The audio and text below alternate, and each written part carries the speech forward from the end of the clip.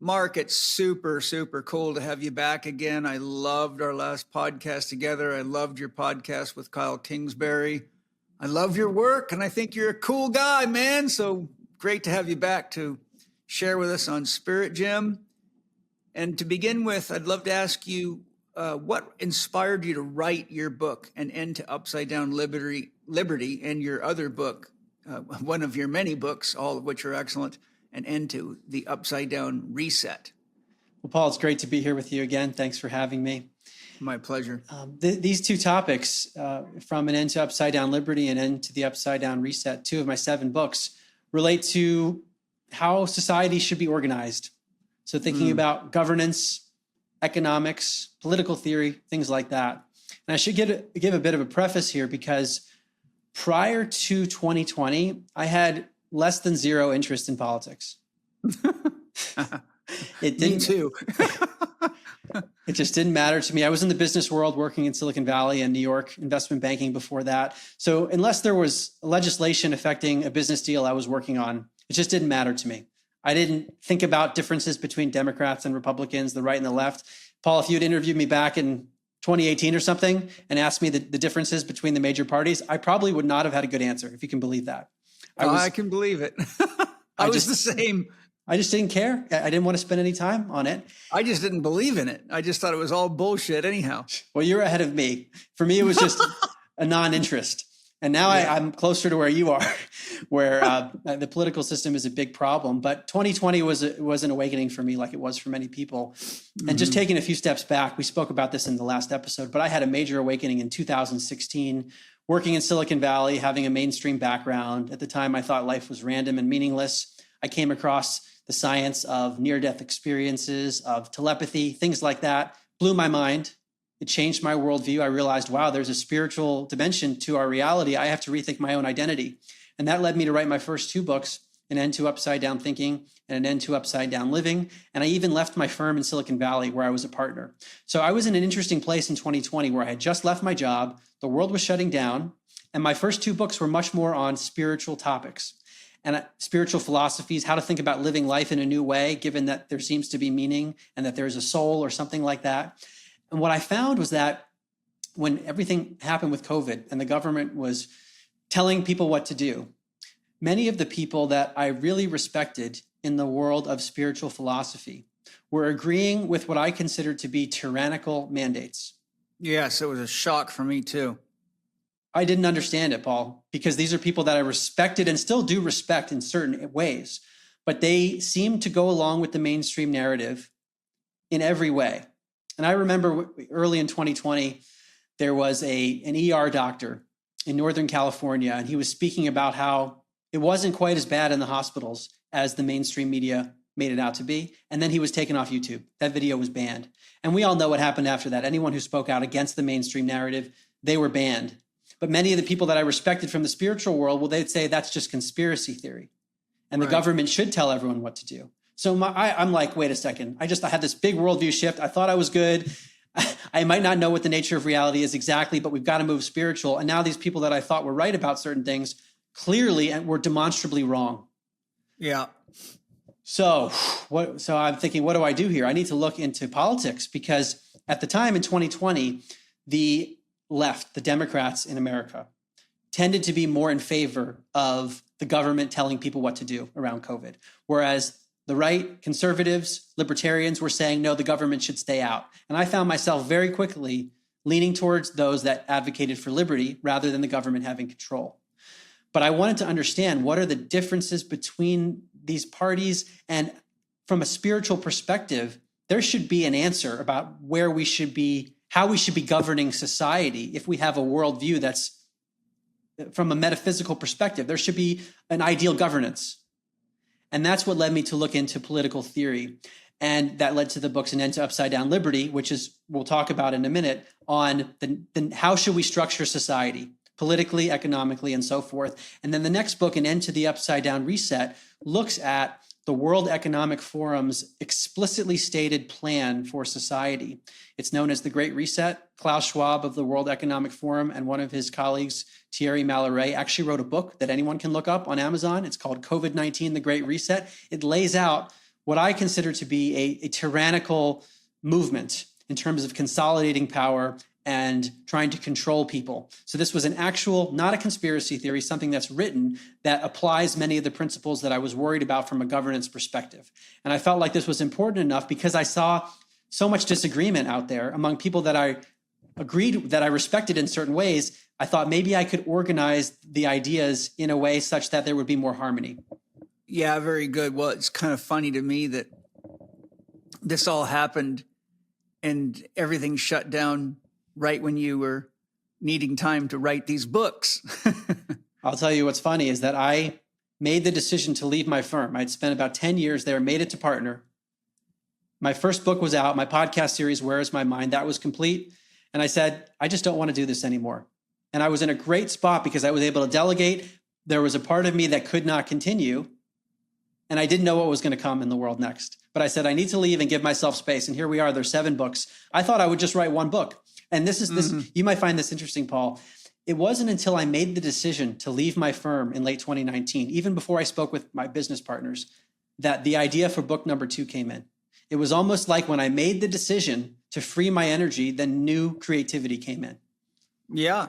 You got to move the old out to make room for the new. And it's just amazing how when you create space, I always tell people silence is explosive. That's why it's so hard to get your mind to shut off. As soon as you hit silence, it just pops up a new idea. It's always giving birth. That's right. Nature abhors a vacuum. It's true. It really does. And even from a spiritual perspective, I can tell you that what looks like empty space, if you reach the point where you can see clairvoyantly, there is no empty space. There's something everywhere. There's dimension on top of dimension on top of dimension.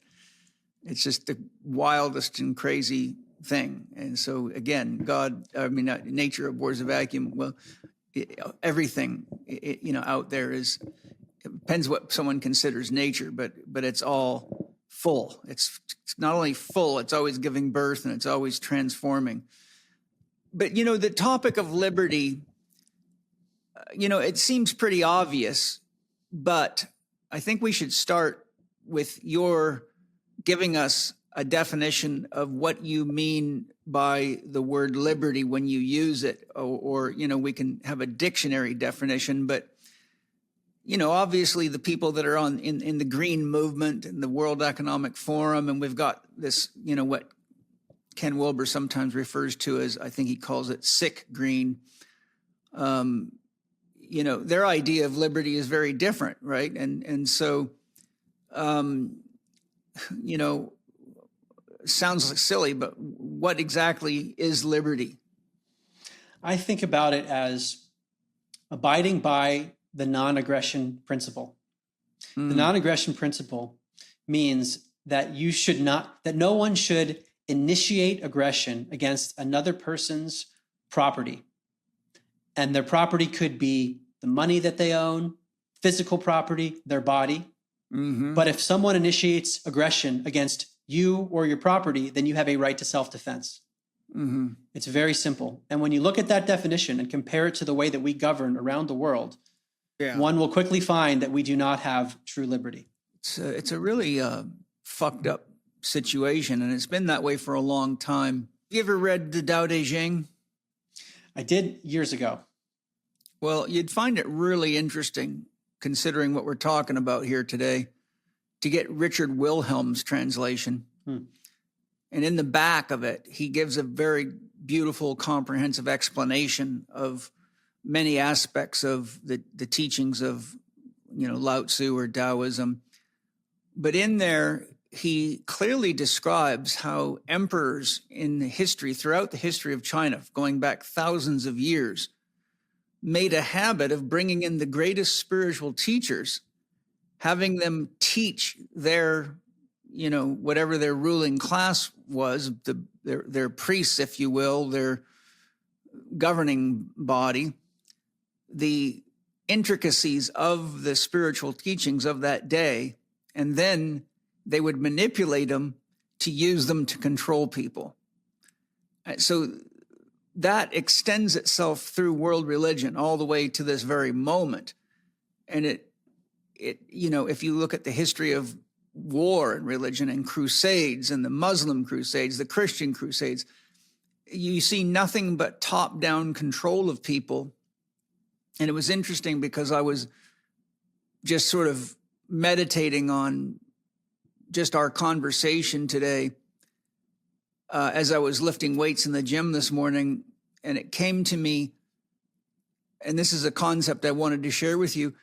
People have been controlled by the church, the Vatican, kings, emperors, for so long.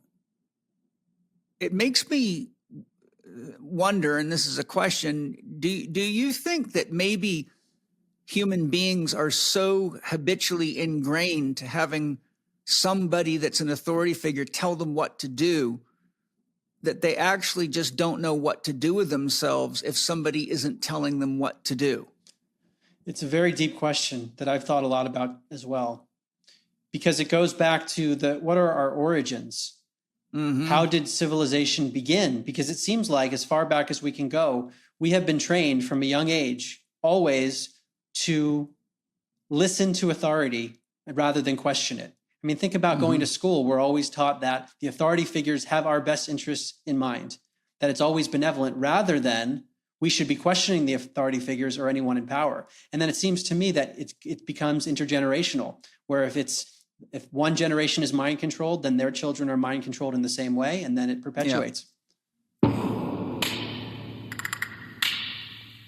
I'm super excited to let you guys know that I found an amazing energy product. I had previously fell in love with Update, but my buddy Aubrey, who is here with me right now, came to me and said, Paul, I've got something I think you'll like even better than Update. And I was suspicious because it's pretty hard to beat it. So I waited for the right day when I felt like I could really use a little energy boost, and I tried it, and I was absolutely blown away. Not only did it give me a beautiful, smooth lift, but I felt like a sense of holism, integration, like I had been doing Tai Chi. It flowered. It was like the sun shining. And I thought, wow, this is actually pretty damn good, and it's worth me telling people about. So I've got Aubrey here to tell us a little bit more specifics about his amazing new Correct Energy product. So Aubrey, tell us a little more about it. It's a phenomenal product. I'm very impressed. Well, thank you so much. Honestly, I wouldn't have started another supplement company after Onnit if we weren't able to make this product. This product actually birthed the company. Oh, great. It was so good and so powerful and so important, I felt like. And it was like, we have to launch this product. We have to build a company to allow this to be the core. And like you said, the main ingredient is the same as it is in Update, which is the Infinity, that paraxanthine, which is the caffeine metabolite. So it's something that your body naturally breaks caffeine down into in the body. Yes. They were able to isolate that. And it really feels like in some ways, like the spirit of caffeine. Like yes. It filled the very essence of caffeine itself. All of the things that we wish caffeine would do and all the things we wish caffeine wouldn't do. It captures that in a really unique way. And none of the buzz that I get from caffeine, it's just smooth. It's really amazing, smooth, uplifting energy. And I don't feel any hangover or letdown from it at all. It's just really just like a little elevator ride up to a higher level of creativity and self-expression. Yeah, and that's one of the beautiful parts about it. It feels both completely subtle and absolutely powerful. Like you'll take it, may even forget that you took it, but then realize you just had the best 6 hours, that you've had in a long time. And I think it's a combination of that paraxanthine core.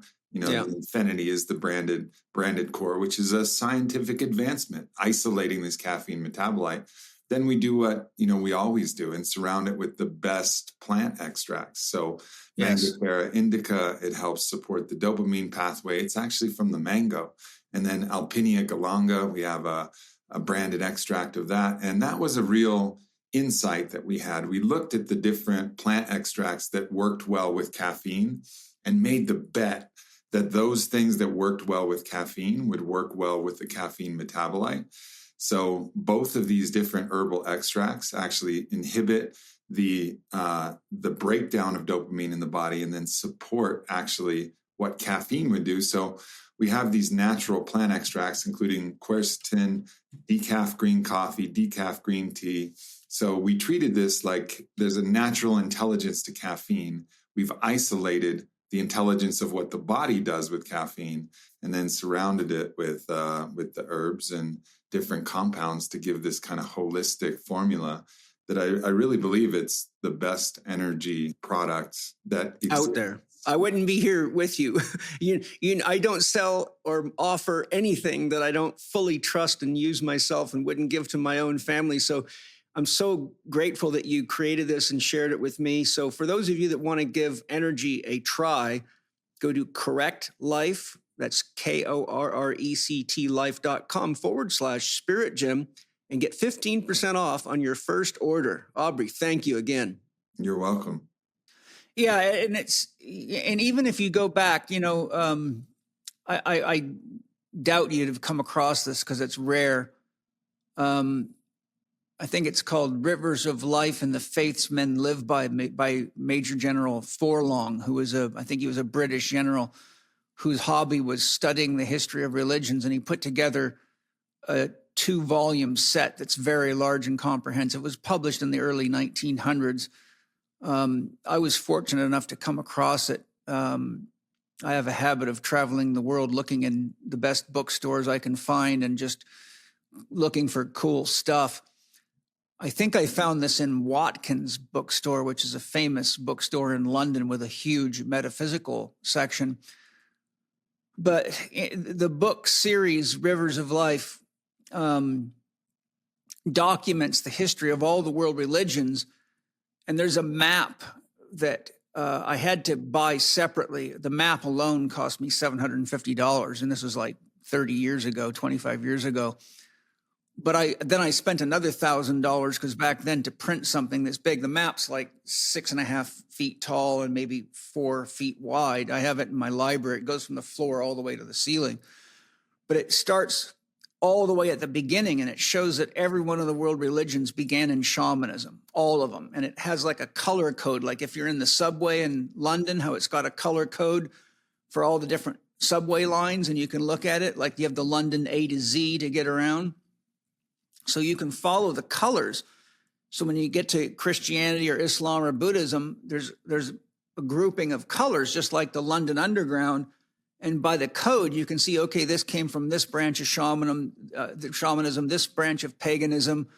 This religion is actually so like there's a lot of Zoroastrianism in Christianity, for example. There's a lot of shamanism. There's a lot of pagan. Everything that they hate is in there. And so you look at that. But the point I'm making is when you go all the way back, you get to tribal societies. And who's the leader of every tribal society that you listen to? The chief. And what is the chief? It's the big daddy, right? And then you see, especially since COVID, the universities have been taken over, and now we have people being brainwashed into the very stuff that the World Economic Forum's teaching. I had a great conversation with Jane Buxton on this, who wrote the great book called The Great Grain Fallacy, which goes into the history of how we got hoodwinked into believing in grains and buying them and, consuming them in great excess and all the politics involved in that. But you just see that there's a complete taking over of the minds and the pornography being introduced into the school system and all the stuff that you know about. But what you see is that people's minds are being socially engineered. And, Bill Gates's father and the history of his history in eugenics, the Rockefeller Foundation, the Carnegie Foundation. And so there's sort of a multiple pronged effect. We've got the history of humanity always being in the archetype of the child with very few actual adults and leaders. You go to the military, you can't ask questions. You're treated like a child. It's need to know.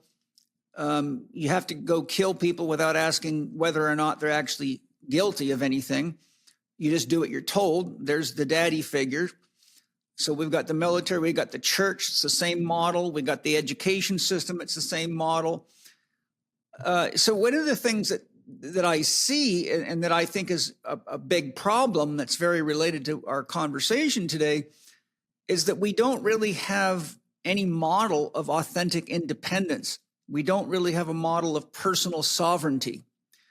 We don't have training on how to really take responsibility for yourself, have your own dream, go out and make it happen for yourself. And if you look at the percentage of people that work for a corporation that are being told what to do, they're in a top-down control model, that do what they think they got to do to make a living. It's just it's like a self-perpetuating cycle of the child archetype.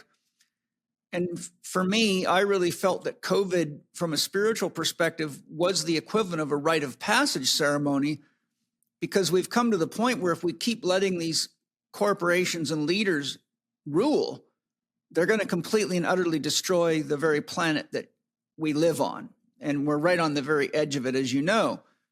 And it always amazes me, if you look into the companies that are involved in the World Economic Forum, they turn out to be the greatest polluters and destroyers of nature. You literally go look at who they are, and they are some of the biggest polluters and destroyers of nature that are most abusive to environmental law, that ignore environmental law. And then you get Trump with as many good things as he's done. He's shut down the EPA all over the place. He's now firing up coal mining and going back to antiquated use of coal and old style electrical generation, while we clearly have free energy technologies and many people that have been, murdered for creating them. So it's really, and this goes right back to why I started Spirit Gem. I really think that there has to be more of an emphasis with people that have achieved autonomy in themselves as spiritual teachers and guides, to teach people how to become their own chief. And then we have to not only become our own chief, but we got to learn how to work together. And we have almost no education on nonviolent communication. We've got Marshall Rosenberg's system of nonviolent communication. But I remember when I was learning nonviolent communication, but the thought that kept going through my head over and over again is, it's a miracle we've made it this far without knowing how to communicate nonviolently.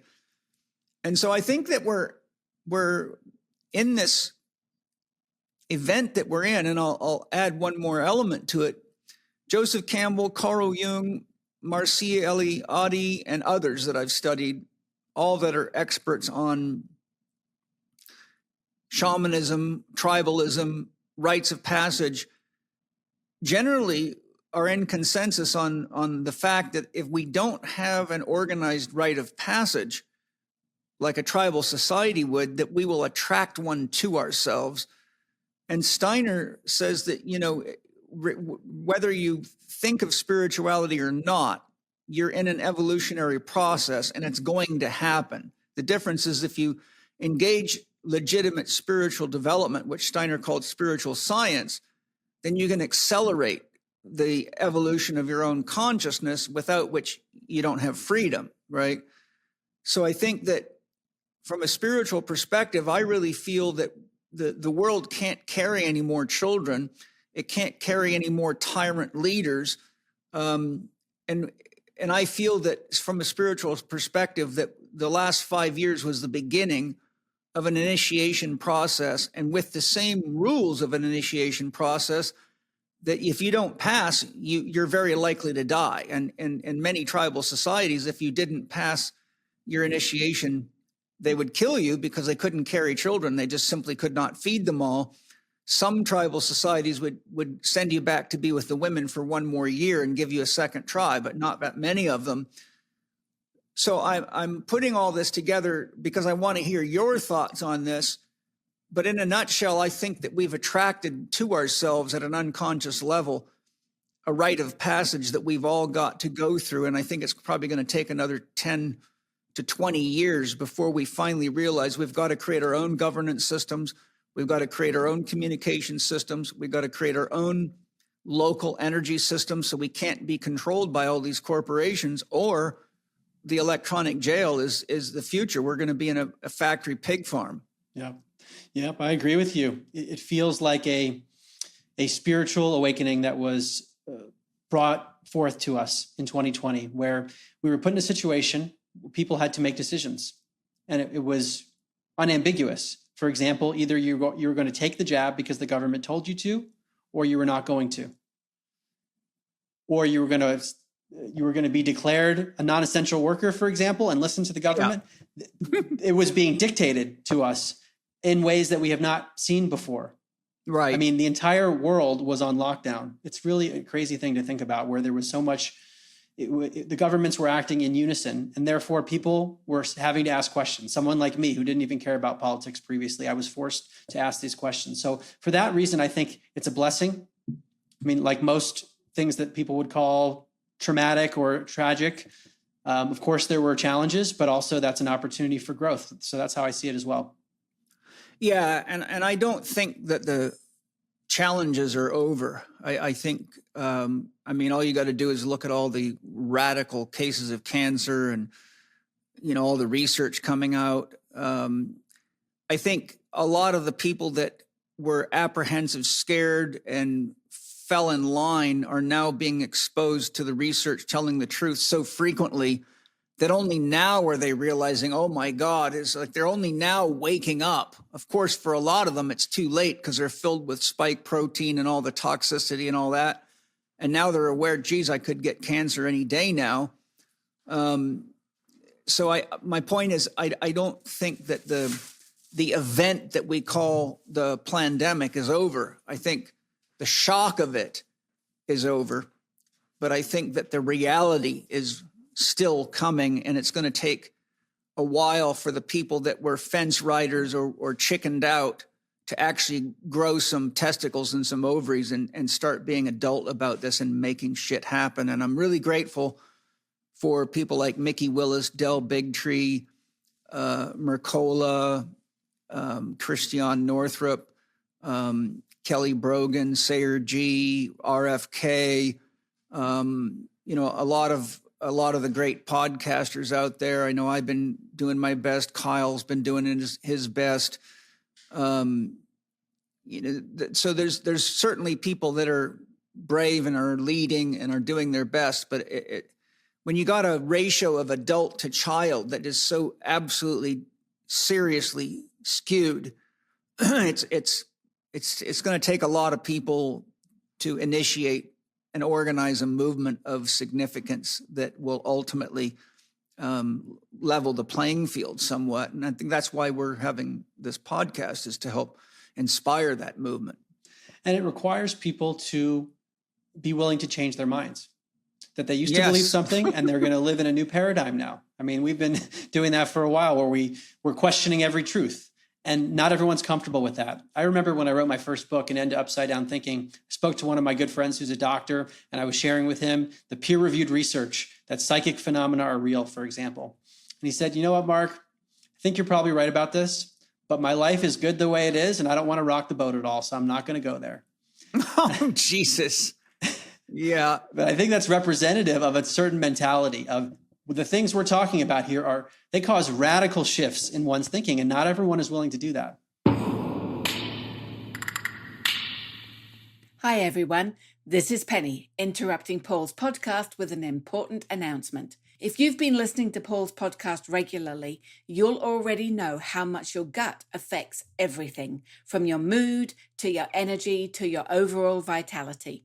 So here's something I'm genuinely excited to share. The Chek Institute is offering the Gut Health Reset, a free online mini course designed to help you finally get your digestion and your life back on track. Yep, it's completely free and there's no catch. This course gives you the tools to understand what your gut's been trying to tell you. You'll learn how to identify the root causes of bloating, fatigue, and brain fog, and how to start supporting your microbiome naturally. It's packed with Paul's tried and true wisdom and the Chek Institute's holistic approach, the same philosophy that's transformed thousands of lives. Think of it as a short, powerful reset to reconnect you with your body before the new year hits.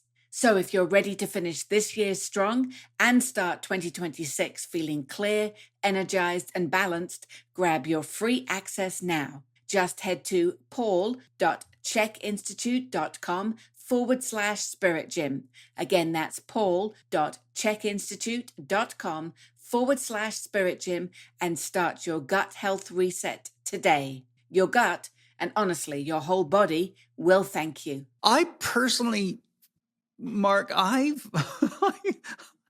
fucking love that. I'm like, if you could say something to me, or I read something in a book that hits me upside the head and just knocks me into a new dimension of, oh my God, to me, that's orgasmic. I'm like, fucking awesome, man. Yeah. Because your sense of your perceptual field gets bigger and bigger, right? I define spirituality as a progressively expanding sphere of wholeness. So when your doctor friend says, I don't want to rock the boat, he's saying, I just want to stay myopic and, just look at what's right in front of me and not know the truth of anything. And I'm like, I don't know. That's why school drove me fucking crazy, because I could not get questions answered. And they would tell me to shut up and quit asking questions. I'm like, I'm in fucking school, for Christ's sakes. I'm being told not to ask questions, but I don't know. My point is,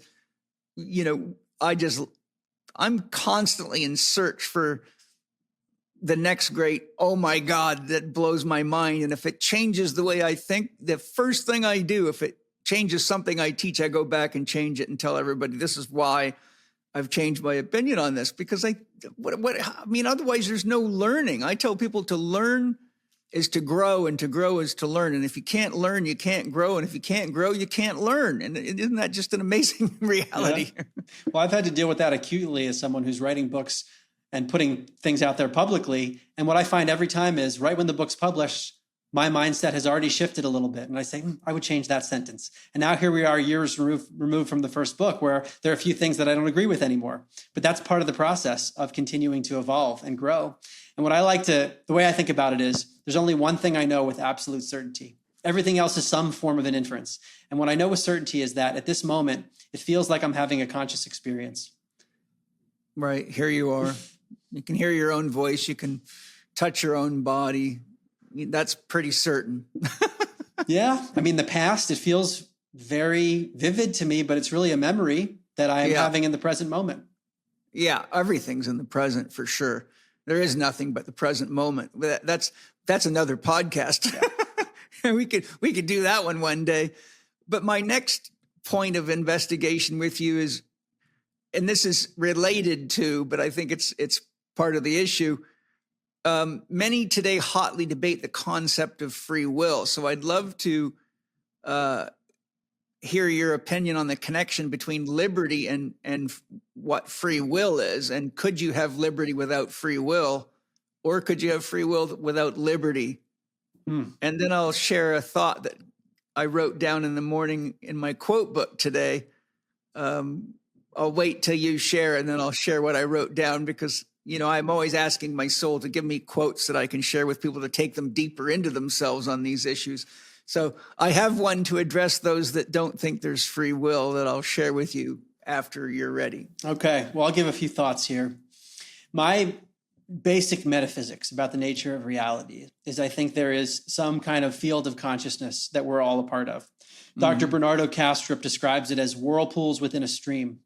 So there's Mark and Paul, and each of us is an individuation, a localization of water within the stream, but we have this infinite stream that is everything. So on one level, you are just Paul, but on another level, you are all of reality, but you are experiencing it through Paul. To me, that implies if reality is defined as this infinite stream of consciousness, and maybe it's a multidimensional stream, then if that is the substrate of all reality, that entity must have infinite free will, because it is all of reality. And if we are part of it, then we are embodying the will of that broader stream of consciousness. So that means we as individuals are harnessing the free will of the stream. Yeah. Did I give you access to Spirit Gem? I can't remember. You did a while ago. Okay. Because I share the same concept that Bernardo Kastrup shares. I developed that through my own meditations before I'd realized that he was using the same model, but I actually have diagrams I put together showing exactly that.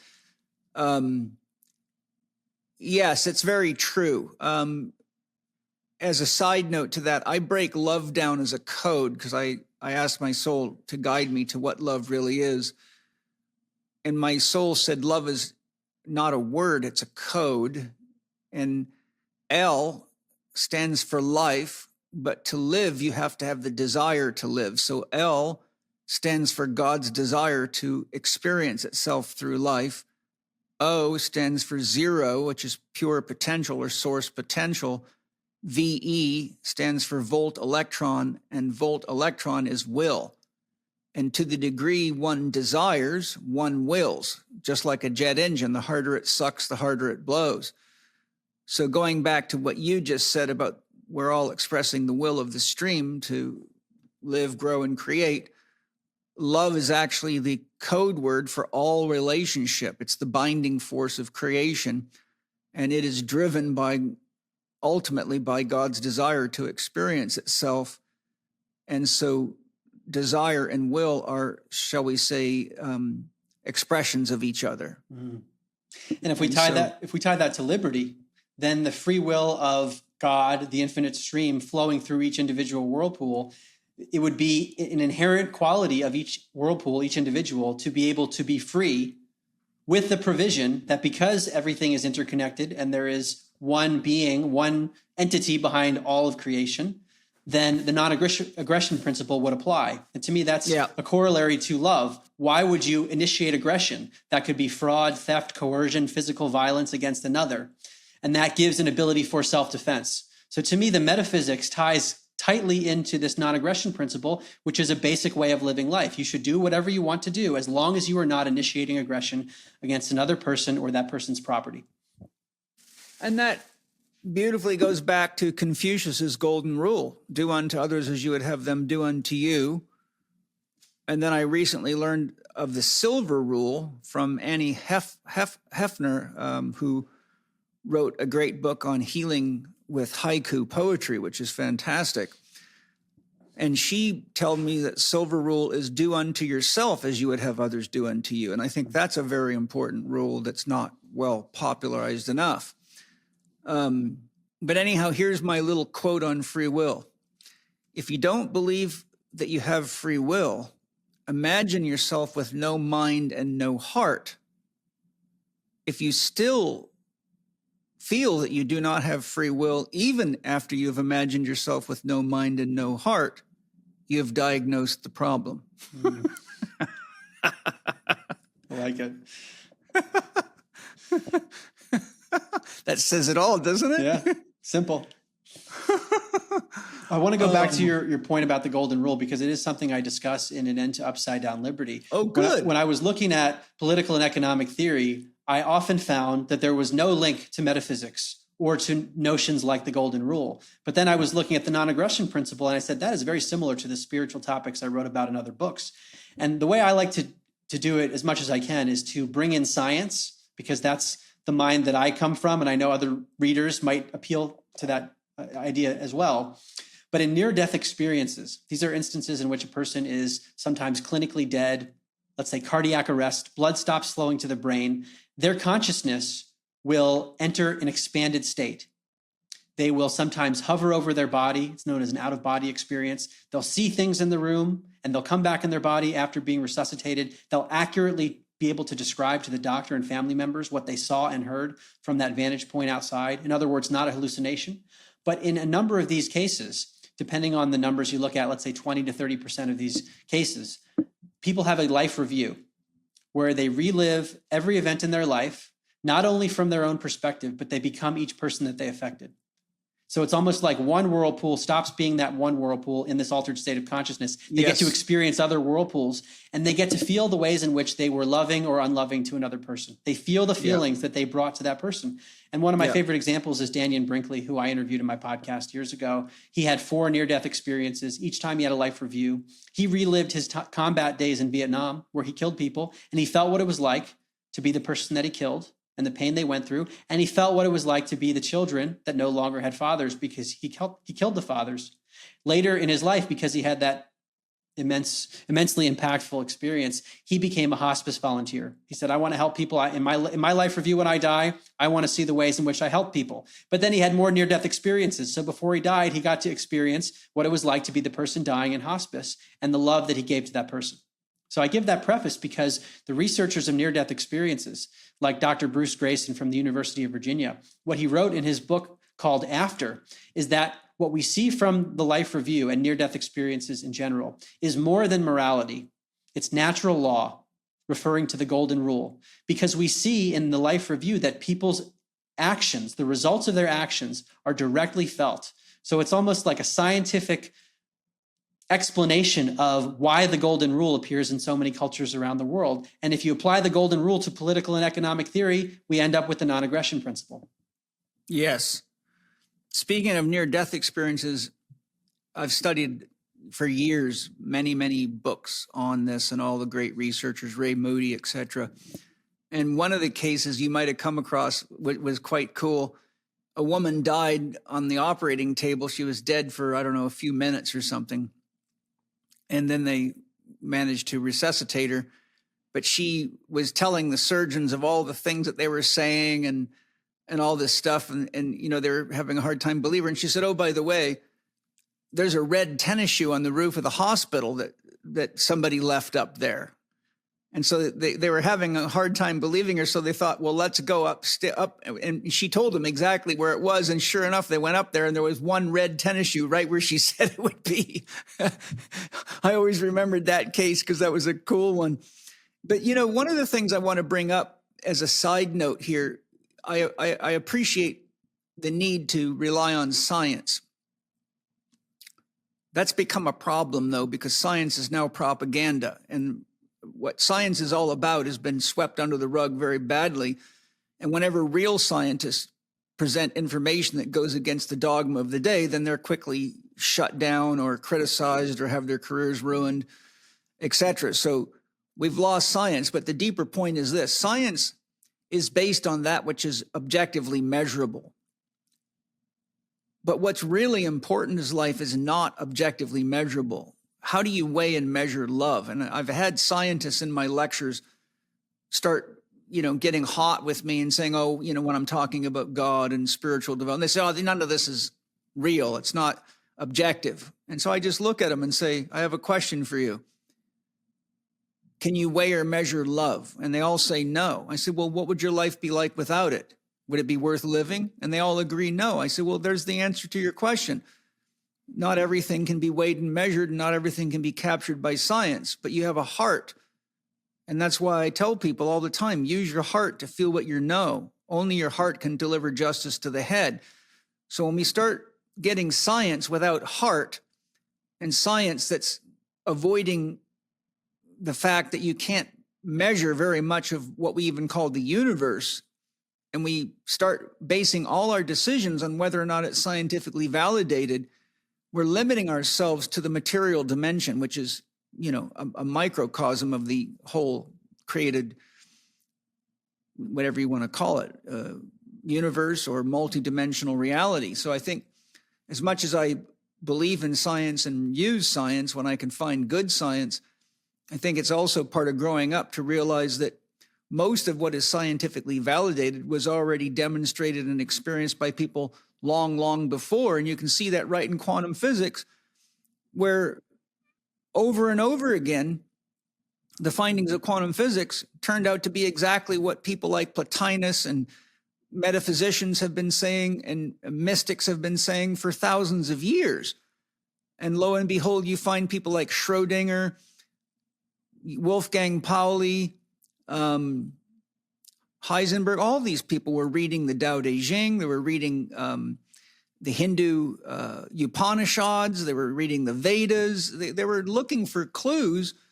And several of them, David Bohm, have made references back to all these things and realized that we're not actually discovering something new. We're just trying to put it into the realm of science. But this is not by anything by any means new. And I think that's part of growing up is not needing somebody else to tell you something's true to engage it. Hi, everybody. My family and I love Organifi's green juices. You can get your green juice in 2 excellent flavors, crisp apple and original mint. Not only are these products made with certified organic ingredients to support your family's nutritional needs, they each have some unique benefits. Your green juice crisp apple eases stress with an effective dose of 600 milligrams of ashwagandha per serving. Helps reduce cortisol spikes that increase snacking urges and aids keeping your blood sugar balanced. Why snack on inferior foods that lack nutrition and often lead to blood sugar spikes followed by blood sugar crashes when Organifi's green juices are super healthy, taste great, and are as quick to make as opening the package and adding water. Your green juice crisp apple is made from fresh apples picked right off the branch and are packed with micronutrients to support your body's needs. Green Juice Original Mint contains ashwagandha, chlorella, and spirulina. Reset your body every morning with 11 detoxifying superfoods. You'll love the delicious taste and your body will feel strong and stable with all the micronutrients in each serving. Green Juice Original Mint promotes balanced cortisol and stress levels, perfect for weight management, and helps rid the body of harmful toxins. Personally, I'm super grateful that Organifi makes such excellent, easy-to-use drinks and foods that keep us energized, healthy, and clean inside while decreasing the urge to crave on inferior snack foods. My kids love both flavors, and I love knowing that we can all be healthy together with Organifi's excellent crisp apple and original mint green juices. These products are excellent for work, on the road, sharing with friends, and anytime you need a nutritious boost that tastes good. To get your crisp apple and original mint green juices, go to organifi.com/Chek20. That's Organifi.com/Chek20.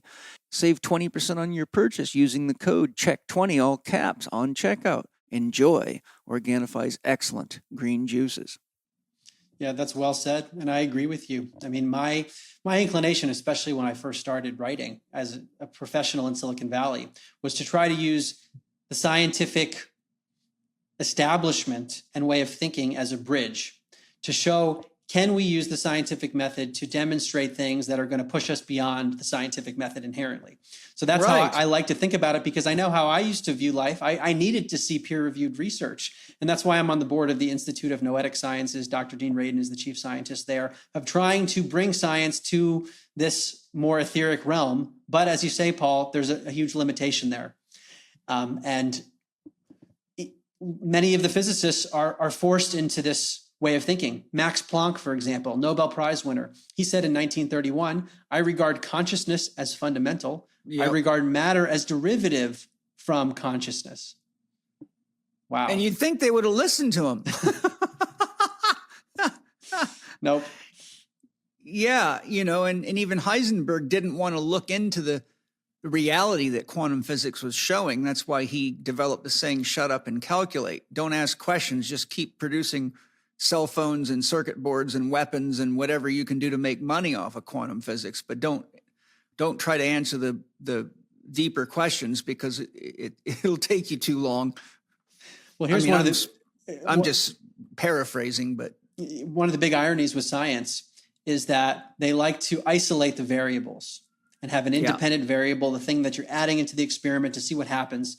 The problem is you can never control for everything, because, for example, consciousness, the scientists are assuming that consciousness has no effect on anything. But what if consciousness does affect the physical world? And this is research that Dr. Dean Radin and others have done, the science of psychokinesis, where the mind is literally affecting physical systems. So that means any experiment that we talk about using the scientific method, quote unquote, is not fully controlled, because there are other variables that scientists assume are not there. They say C equals 0, consciousness equals 0 effectively, and then who knows what else. So how do we really know what all the variables are? The answer is everything's a variable. Yeah. We're all variables, and everything that in existence is a variable, and everything in existence is pointing beyond itself to something transcendent, which is immeasurable. Yeah. And that's I got a great book, I believe it's by Henry Corbin, called The World as Icon. And it really does a phenomenal job of looking at the opinions of people like Ibn al-Arabi and mystics throughout history to demonstrate the fact that even your body is an icon. I mean, your body's not who you really are. You know, that's why we say my hand or my body. We know we're in possession of a body, but it's not who we are. And again, what does this tell you? I mean, we human beings have been talking about and writing about this stuff for as long as we've been scratching in stones, and we still have a hard time waking up to the reality of what's right in front of us. Even Jesus said, "The kingdom of heaven is before you, and men do not see it."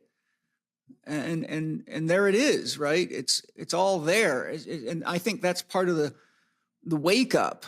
And I mean, I could go on and on and on. Someday I got to get you here in my library, and then I can put about 2,000 books in front of you that will make your head spin, and you'll have 10 new books pop out of you in the next year, and I'll probably end up being responsible for your death at a typewriter. But to move into the next phase of our dialogue here, I think the next big question is, what is government in a modern era?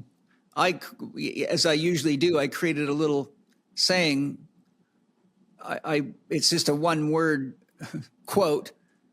The word govern with a dash between meant and then a question mark. Yeah, I've heard some people say that means govern the mind, but I haven't validated if that's actually the etymology or not. Have you looked into that? You mean into the roots of government? Yeah, of that word. Well, to govern is to guide or control. For example, you have a governor on a throttle on many tools or engines or cars so that people don't kill themselves in them. So a governor controls usually the flow of energy and information, and meant meaning. So to govern and meaning, which I think would be more mental, mental more so than physical, unless you're dealing with a purely physical system like an engine. Well, the way I think about government now is that the way it's done around the world is through a paradigm known as statism, where we are ruled by political monopolies over certain territories that are compulsory rather than voluntary. And I want to break that down. In a free marketplace, you have a choice between the service providers that you might hire. So for example, imagine you want to hire a lawyer. There are lots of different lawyers out there. You find recommendations, and a bunch of people say this is the best law firm to go to. You decide to engage with that law firm. They write up a contract. The contract stipulates everything that they're going to provide for you, and you get to agree to that or not. There's a clause typically around termination and what the price will be, what the deliverables are, and there's a mutually agreed upon contract there between the service provider and the customer. The customer hires the service provider. What is government under statism? We know government exists as this entity that performs functions. It's a service provider in a sense. It provides servicing of roads. It provides court systems and legal systems, police, military. So it has a bunch of very important functions, but it's under the umbrella of a political monopoly where we don't sit down with this service provider and write a contract out together stipulating what the government's going to do for us. Instead, we have implied consent.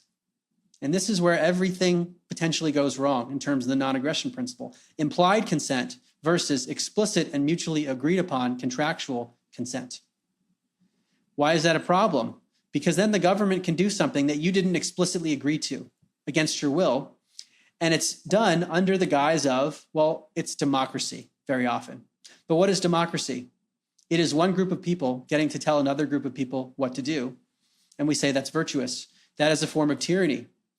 There's a difference between a compulsory democracy and a voluntary democracy. What's a voluntary democracy? Let's say, Paul, you decide to apply for a job at a company. You accept the offer, and there's a governing structure at that company wherein there is a CEO who makes decisions, and there are decision-making protocols at the board of directors, but you decided to work for that company at your will. So it's voluntary. And there is a form of democracy within the decision-making of the company. But you decided to be there. You decided to sign a contract where you got hired. That's a voluntary democracy in a sense. Compulsory democracy is when there can be a group of people that tell you what to do, even if you don't agree with them. And that is what we have when you see the political discord in America and around the world, where people are fighting and saying, well, we want to be able to tell you what to do, and therefore we're more virtuous, so we're going to try to vote our person in to enact tyranny against you. It's not actually virtuous. And Murray Rothbard, one of my favorite political philosophers, he basically said, well, if one group of people says that another group of people within a democracy should be murdered, is that voluntary suicide on behalf of the minority that got murdered? No, That's an absurd statement. It is.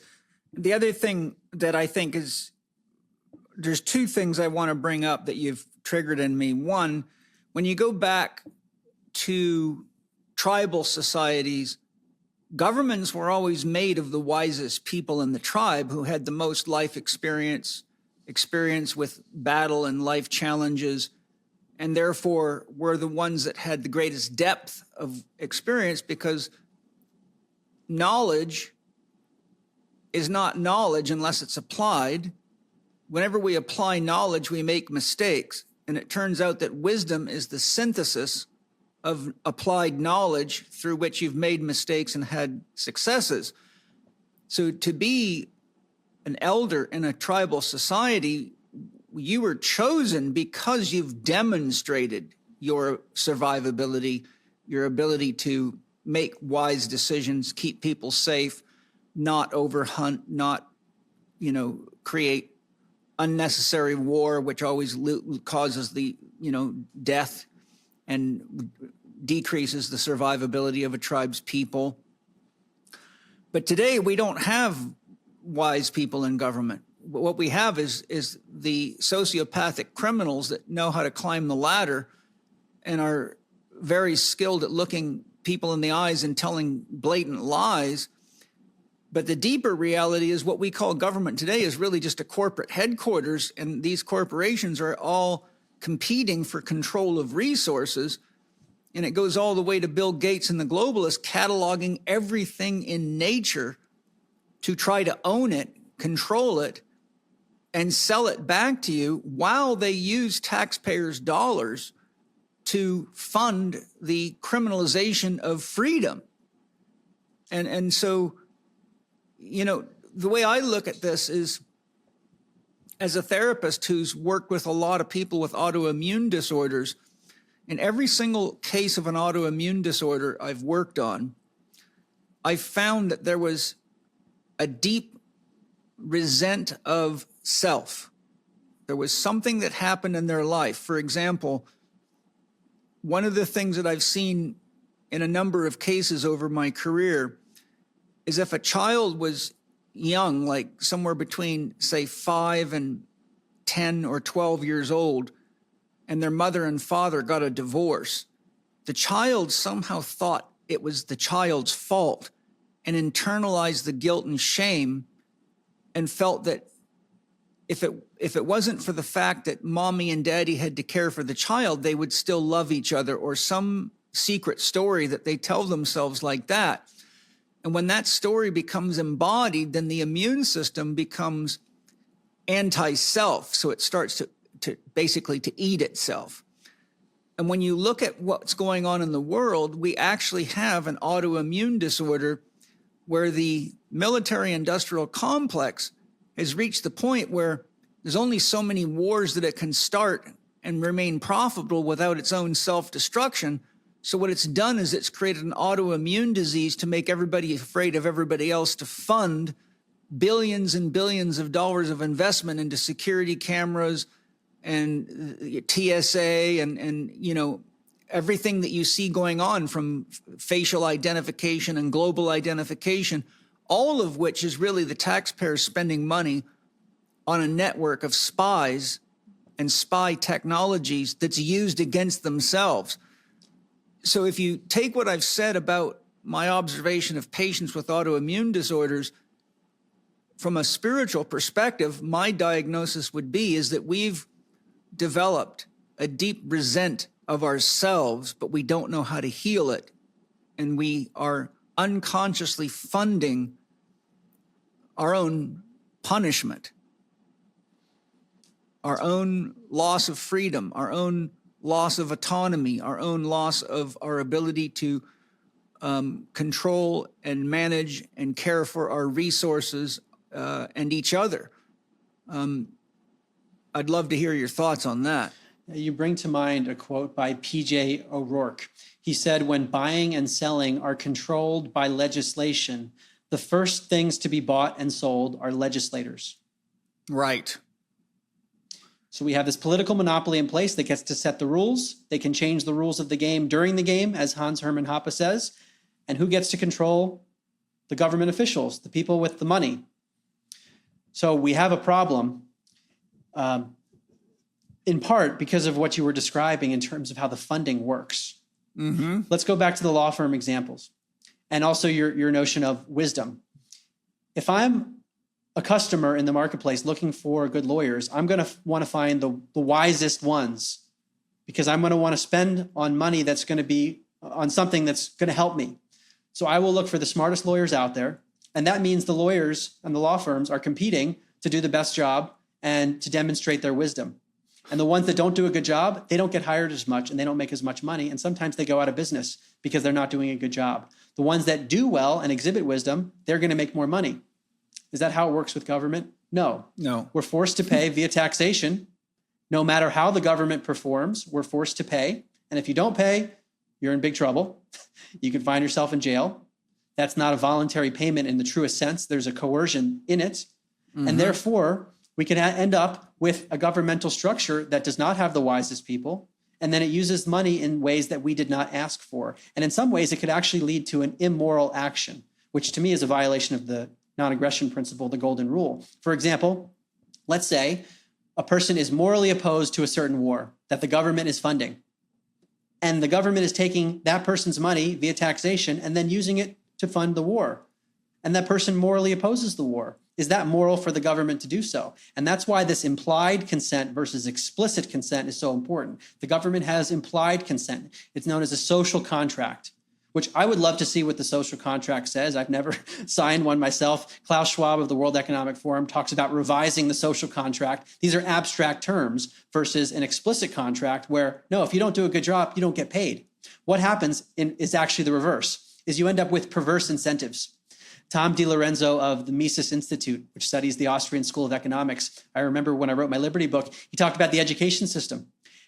Actually, there's an incentive to do poorly in the education system within government, because then you can say, well, we need more funds. Yes. Because our grades are low, their scores are low, so give us more money.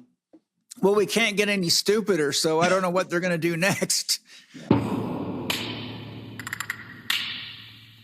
What do you reach for when you need a snack to keep you going between meals? Here at the Chek household, we always have a selection of Paleo Valley's meat sticks close at hand. They are made from 100% grass-fed beef and venison or pasture-raised pork and chicken, and they contain organic spices to create flavors like buffalo-style chicken, jalapeno beef, and maple bacon pork. Paleo Valley's meat sticks are naturally fermented, so they are shelf-stable without the use of icky chemicals or questionable ingredients.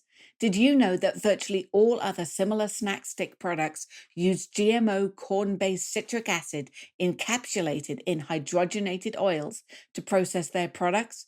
Who wants to be eating that?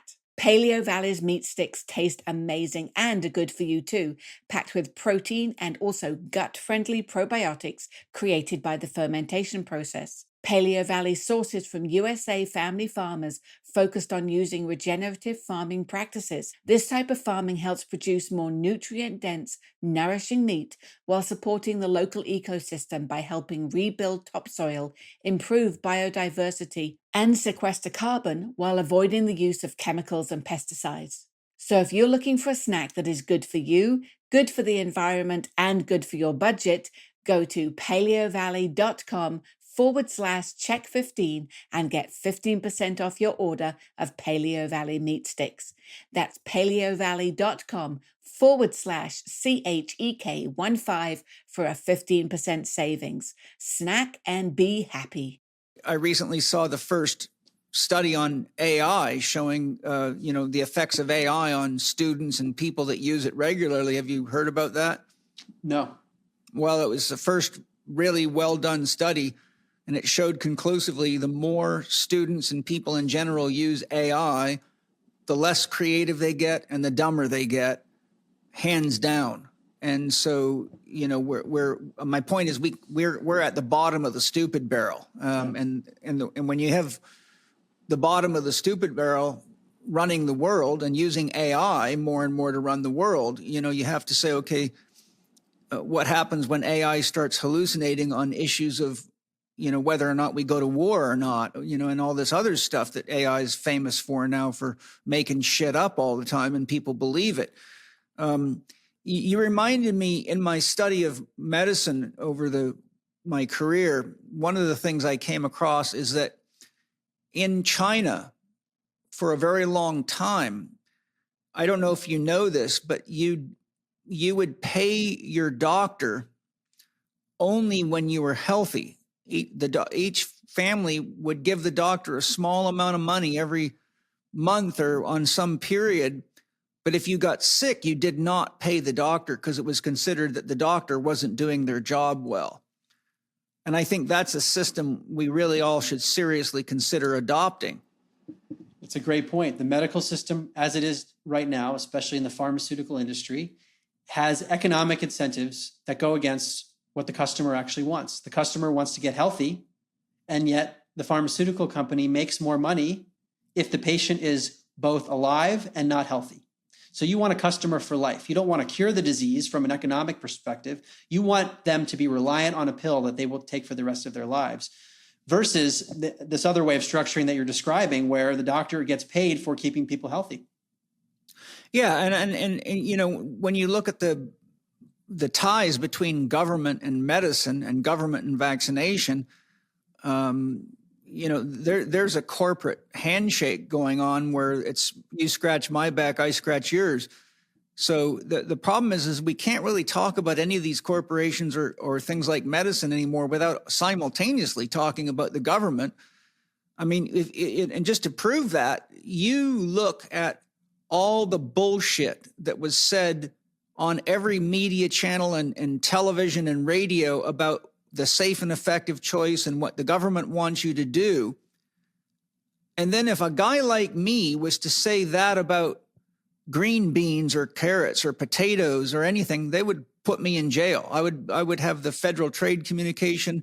I would be locked up in no time. But the government and these large corporations and drug manufacturers are lying through their teeth to people all the time, and nobody's doing a damn thing about it. But you dare try to sell any product and make any health claims for it, even if they're true, and they don't want the competition. So it's really like a mafia that we're working against. The government actually functions almost identically to a mafia, and many believe it is a mafia. Mm-hmm.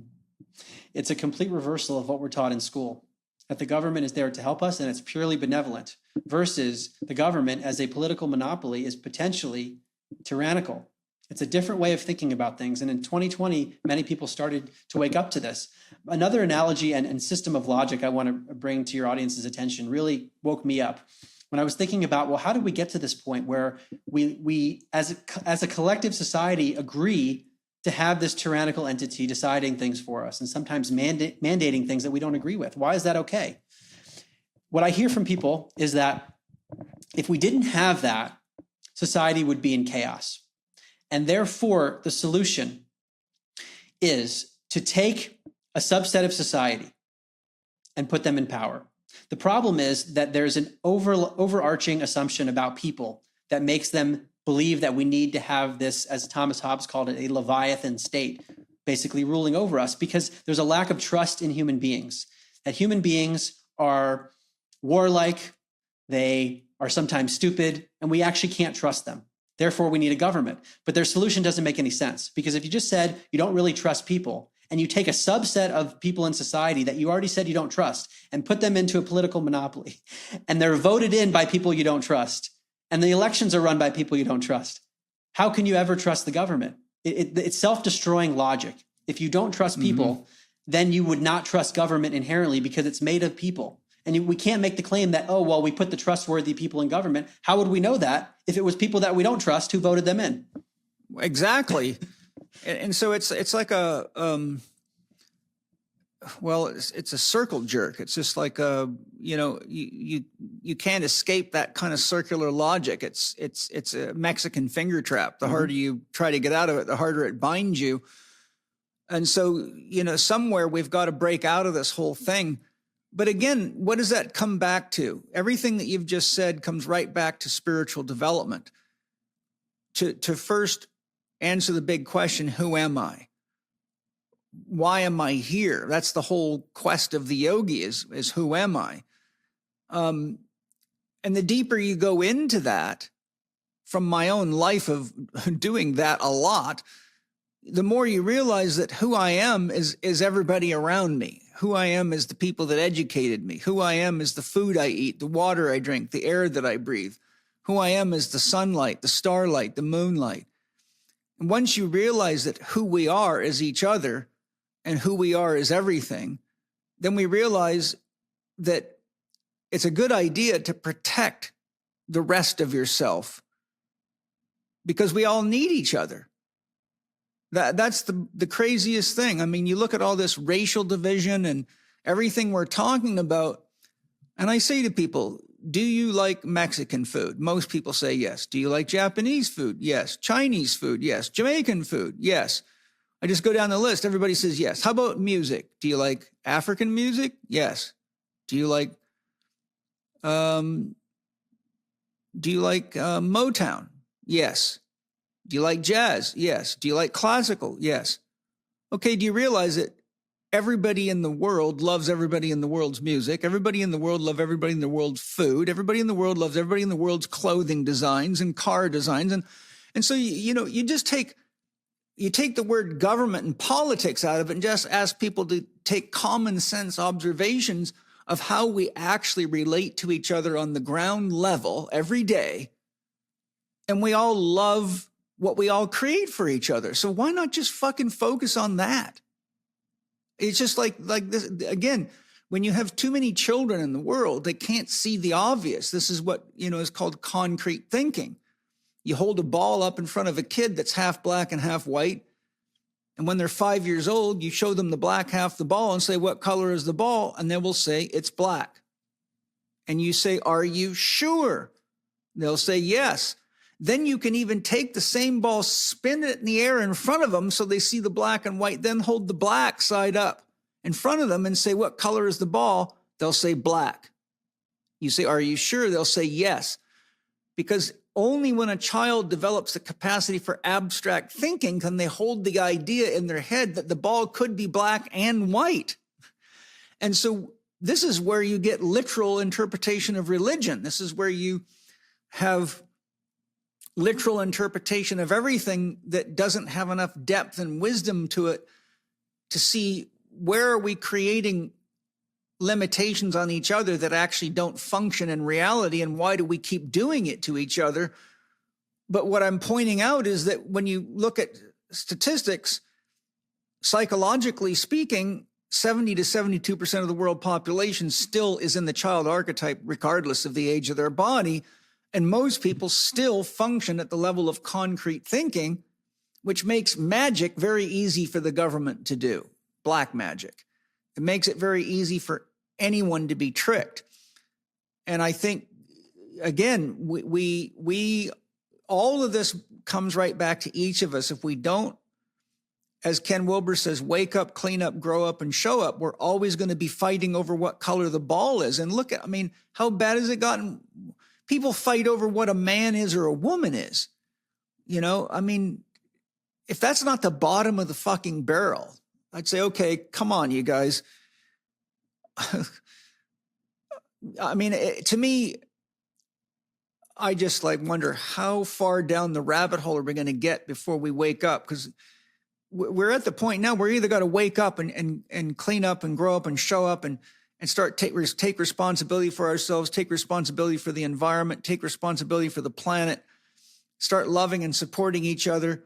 I mean, Mark, the amount of money we spend even in the United States every year on defense is enough to clean the waterways, rehab the soils, clean the airways, feed the poor, remodel our education systems, remodel our political system, remodel our communication systems, teach people how to communicate. I mean, do you realize we have 100,000 times more money than it would take to heal all of us and create a really, truly healthy society of people that can live, love, and grow together and learn together, that we keep on not doing because we're caught in what color is the ball and listening to people that love to manipulate human beings for their own gain.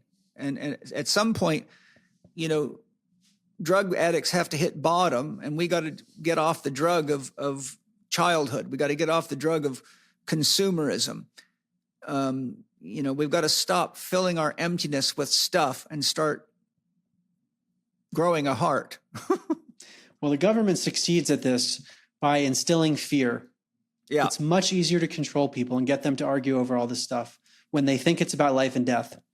And the COVID era was a good example of that, because that led to massive division. These opinions about medicine were matters of life and death to people. And it seems as though it's a form of trauma-based mind control, where people are put into a traumatized state. They're much more malleable, and they can be told to believe something, and they will, because they're traumatized and they're terrified. And they think that if someone believes something different, then that means death.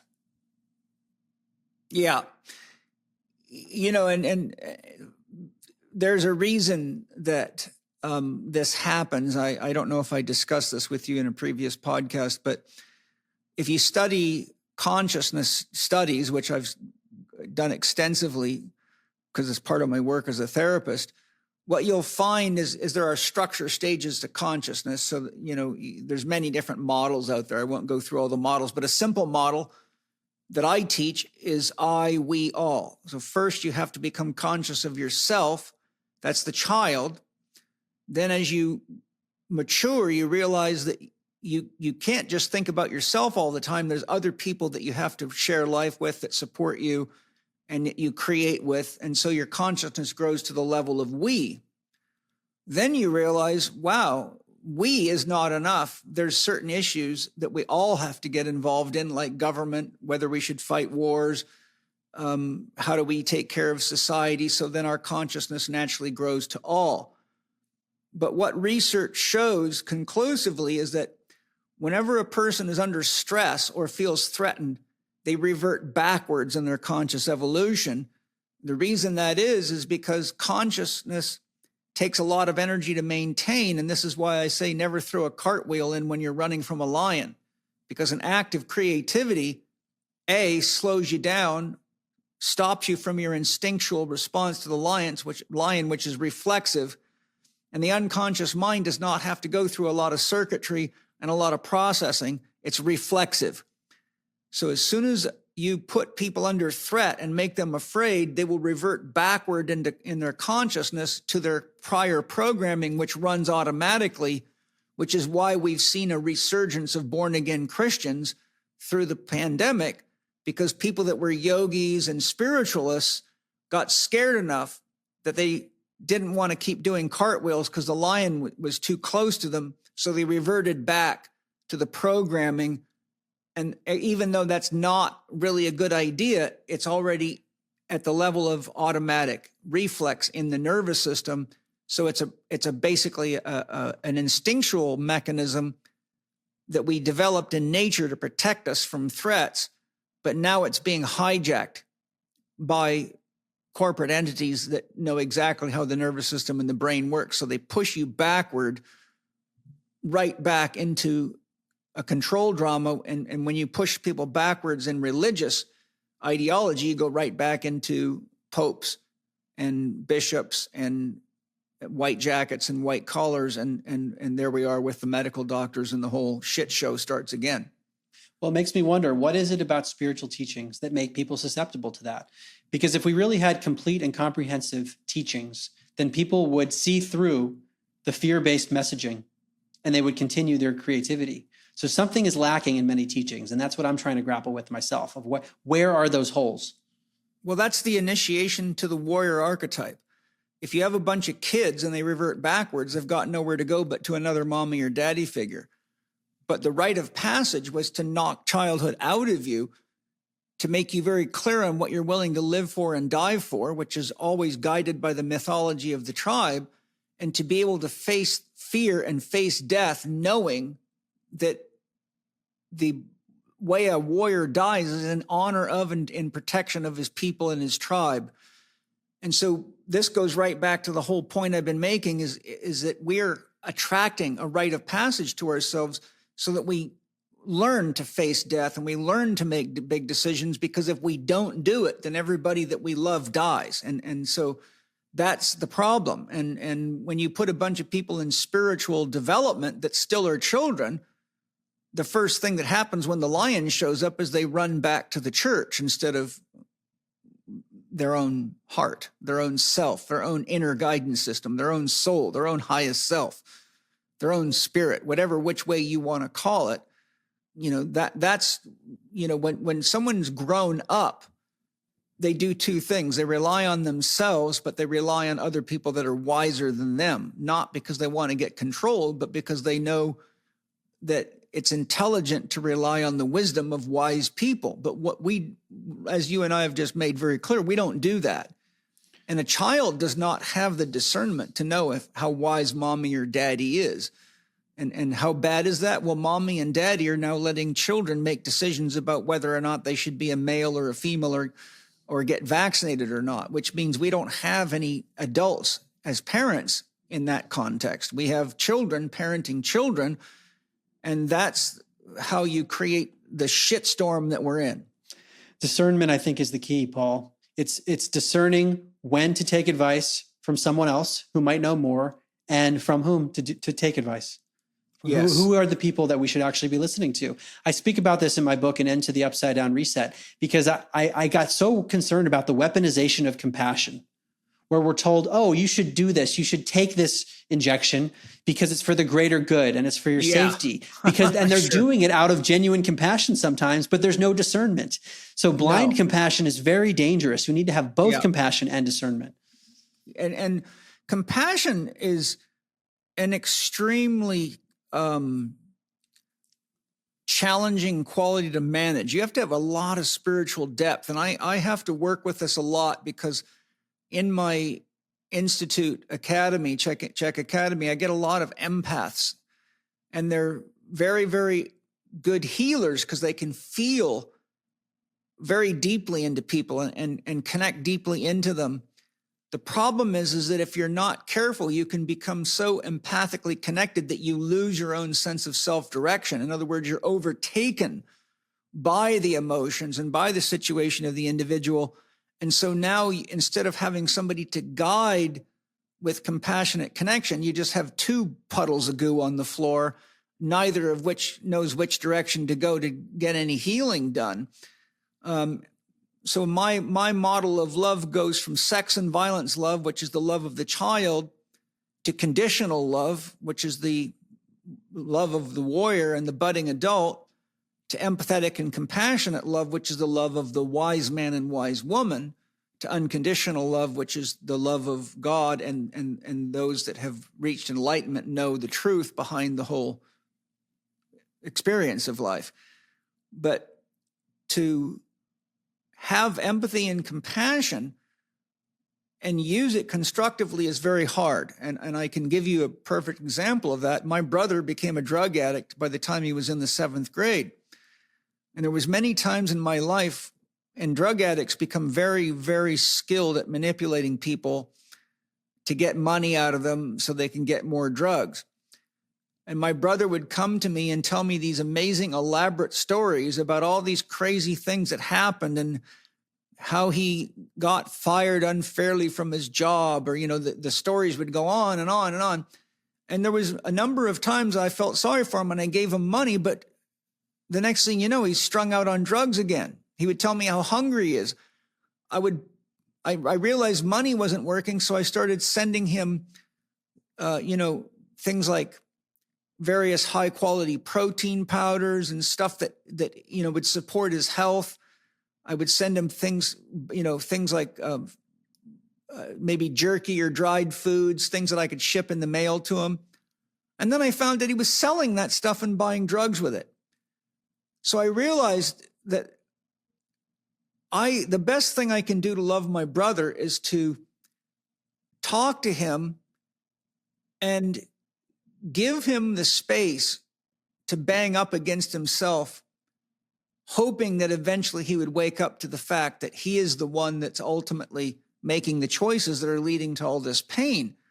But do you see the point I'm making, Mark, is that I tried to have empathy and compassion for him, but because it wasn't skilled enough and I didn't have enough depth of perception, what I thought was an act of love turned out to be just another mechanism for him to buy drugs and get deeper into the problem. And so this is another thing. When you don't have enough wise elders to teach how love works and how empathy and compassion works, then what you get is exactly what you're talking about. You get the hijacking of empathy and compassion. And look at how much the philanthropists of the world turn out to be the ones behind COVID. And you start looking at the philanthropy of Bill Gates and George Soros and et cetera. And it turns out that, this is the hijacking of empathy and compassion, and it leads to the destruction of human beings and the profiteering of crooks. Yeah, wolves in sheep's clothing, something that appears to be benevolent on the surface. The Great Reset is a great example of that. When I was reading the book, COVID-19, The Great Reset by Klaus Schwab and Thierry Malloret, the language it sounds virtuous. We want to make the world a better place. But if you actually scratch beneath the surface, what is veiled as being compassionate is actually not compassionate. It's tyrannical in many ways. So this discernment piece, the wisdom that you speak about, we need to know how to direct compassion. And I think a big part of this also is understanding the blend between individualism and collectivism. Individualism is worrying about the self, whereas collectivism it's all about the greater good. And we need a little bit of both. You do. Because if we're just taking care of everyone else and we're not taking care of ourselves, then we're in big trouble. But if we take care of ourselves, we're much more capable of taking care of others, and we need both. To me, this is a spiritual concept of going back to the whirlpools in the stream. We are the individual whirlpool and we are the stream simultaneously. We are not one or the other. And look, I will reiterate a point. Taking care of yourself. Okay, Mark, let's do an exercise. What's a situation in which you might have to take care of yourself? What might happen to you? Well, if I don't, let's just say I need to feed myself. Good. And if I don't, I might be in trouble in terms of my health. Great. Where'd the food come from? A farm. Good. What if you're sick? Where does the medicine come from? I get it at the store and it was made by a pharmaceutical company or some health company. And no matter which direction I take this conversation right now, I will prove to you that taking care of yourself requires the support of everybody else. And what you do when you take care of yourself is you learn that you need everybody else. And that's the difference between an unhealthy ego and a healthy ego. A healthy ego realizes it's created by and depends on everybody else. And an unhealthy ego uses the food, uses the medicines, and forgets how they got there. We see this also in the spiritual world, where you have a guru or someone who's up on a pedestal, and that person doesn't seek counsel from others. That person believes he or she is so elevated that they don't need help from elsewhere. And they forget that they got there because they were coached and guided by other people. So I think it's an important thing for all of us to recognize on our own soul's journey that even as we elevate, we need to have continued help from others because we always might have blind spots. Well, yes, exactly. It's impossible not to have blind spots.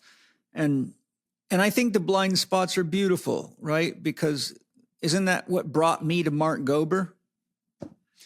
That's what brought me to you. My dark night of the soul. I had a lot of blind spots, and that's why I'm writing. Yeah, and so it's like that. That's the perfection of the imperfection. Is it? That's how love works.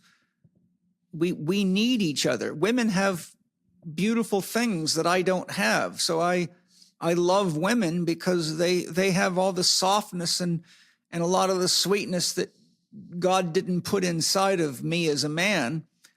And, I could go on and on about what women have, but, and women can go on and on about what men have if they're healthy, at least. But I really believe that that's the perfection and the imperfection, and that we really should take the time to meditate on these things and contemplate them very deeply. Because when you stop contemplating on these very things we're talking about, it's easy to fall into the trap of an ism and start killing people thinking that you're right. And, if you want to find out how dangerous that can be, then all you got to do is walk into any vegan health food store and ask the counter girl where to find the meat and get ready to have your ass chewed out. You'll see how aggressive an ism can get. And on it goes from there. You have conversation about what is government we've been talking about. And then we know it's a political monopoly. Is there more you wanted to put in on the table on that, or did we cover that? I think we covered it pretty well. And you talked about a contract with the government, but everybody's very, very confused about that. I think most people are really confused about the government from top to bottom. As they should be. I mean, it becomes a behemoth entity. We don't even know what it's doing half the time. Well, we don't know what it's doing, except we do know one thing. It's sucking up our money. It's printing money. It's devaluing our money, and it's making it harder and harder for us to live. It's selectively becoming a corporate entity that behaves like Microsoft and ends up pushing the competition out. And so, all you got to do is look at farming. It's like almost impossible for organic farmers and biodynamic farmers to survive, because people still have the mindset that you shop for food like you shop for gasoline. And so they're, thinking they're saving money on food, but it's ultimately just poisoning themselves and poisoning the planet. So I think we all have to start bringing some common sense to the world and common sense to our choices, or we're going to just end up pushing ourselves into a dark night of the soul that's such a collective global issue. I mean, COVID was a great example of what a dark night of the soul can look like. And I think there's been many great things that have happened because of COVID, because a lot of conversations like this that just weren't happening as often as they should be are happening now. So, I always say the devil always points to the good. So now that you see where the problem is at, you know what direction to go in. Did you want to talk more about implied consent versus explicit consent? I think we covered that pretty well. I mean, explicit consent would be me hiring someone and sitting down and saying, this is what you're going to do as a service provider. I'm paying for this. We don't do that with the government, and therefore they collect money and can direct it wherever they want. Imagine if we had that kind of a contract with the government, some kind of a formal subscription. People would only pay for the things they want, and the inefficient parts of government people would not be paying for. And all of a sudden it would get a lot smaller. The thing is, Mark, what is it going to take for us to implement something like this? I mean, look, we're going to talk about taxes. Let's just use that as an example, because I noticed you put something about taxes in the outline. There's a perfect friggin' example of us being ripped off, but people doing it because they would rather pay the taxes than go through the pain and challenge and possibly trauma of standing up for their rights. Now, I pay taxes because I would rather pay the taxes. I've already been audited twice. I know just how miserable they can make your life. But at the same time, I hate paying taxes because I know what those tax dollars are doing, and it ain't anything good. They sure as hell aren't fixing up roads and infrastructure and doing what taxes are supposed to be doing. I don't like taxes paying for cruise missiles. I don't like taxes paying for pornography rings and jerk-offs in the White House and all the other shit that we all know about.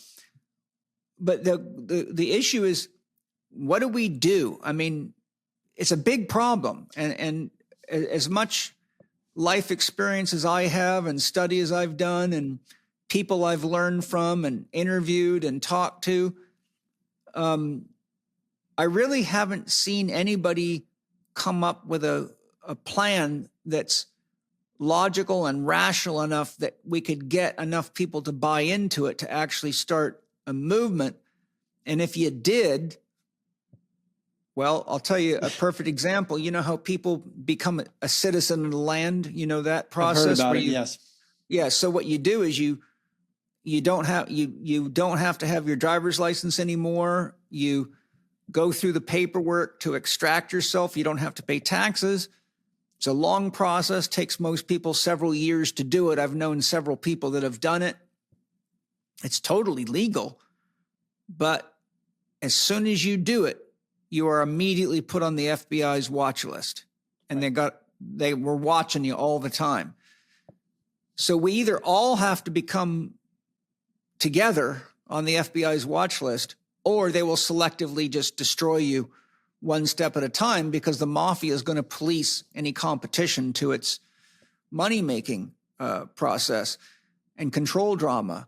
So have you thought of how we get out of this mess? To me, it starts with a shift in consciousness of each individual. And when there's a critical mass, then people will just start saying no. And the masses will outnumber the rulers. How and when that will happen, I feel that's beyond my control. I mean, I'm focused on controlling my own consciousness, my own evolution. I love to share when I learn something, but the mechanism by which it happens, I think it will be not only the consciousness shift of each individual, but then the utilization of that person's skills and resources to implement things that move us toward liberty. So as more and more people wake up, the creative solutions will emerge. I think we're very early with this. So when I wrote the book in 2021, An End to Upside Down Liberty, I remember what my publisher said. He said, over time, Mark, this is something that people are going to get behind, but it takes time because it's such a big paradigm shift.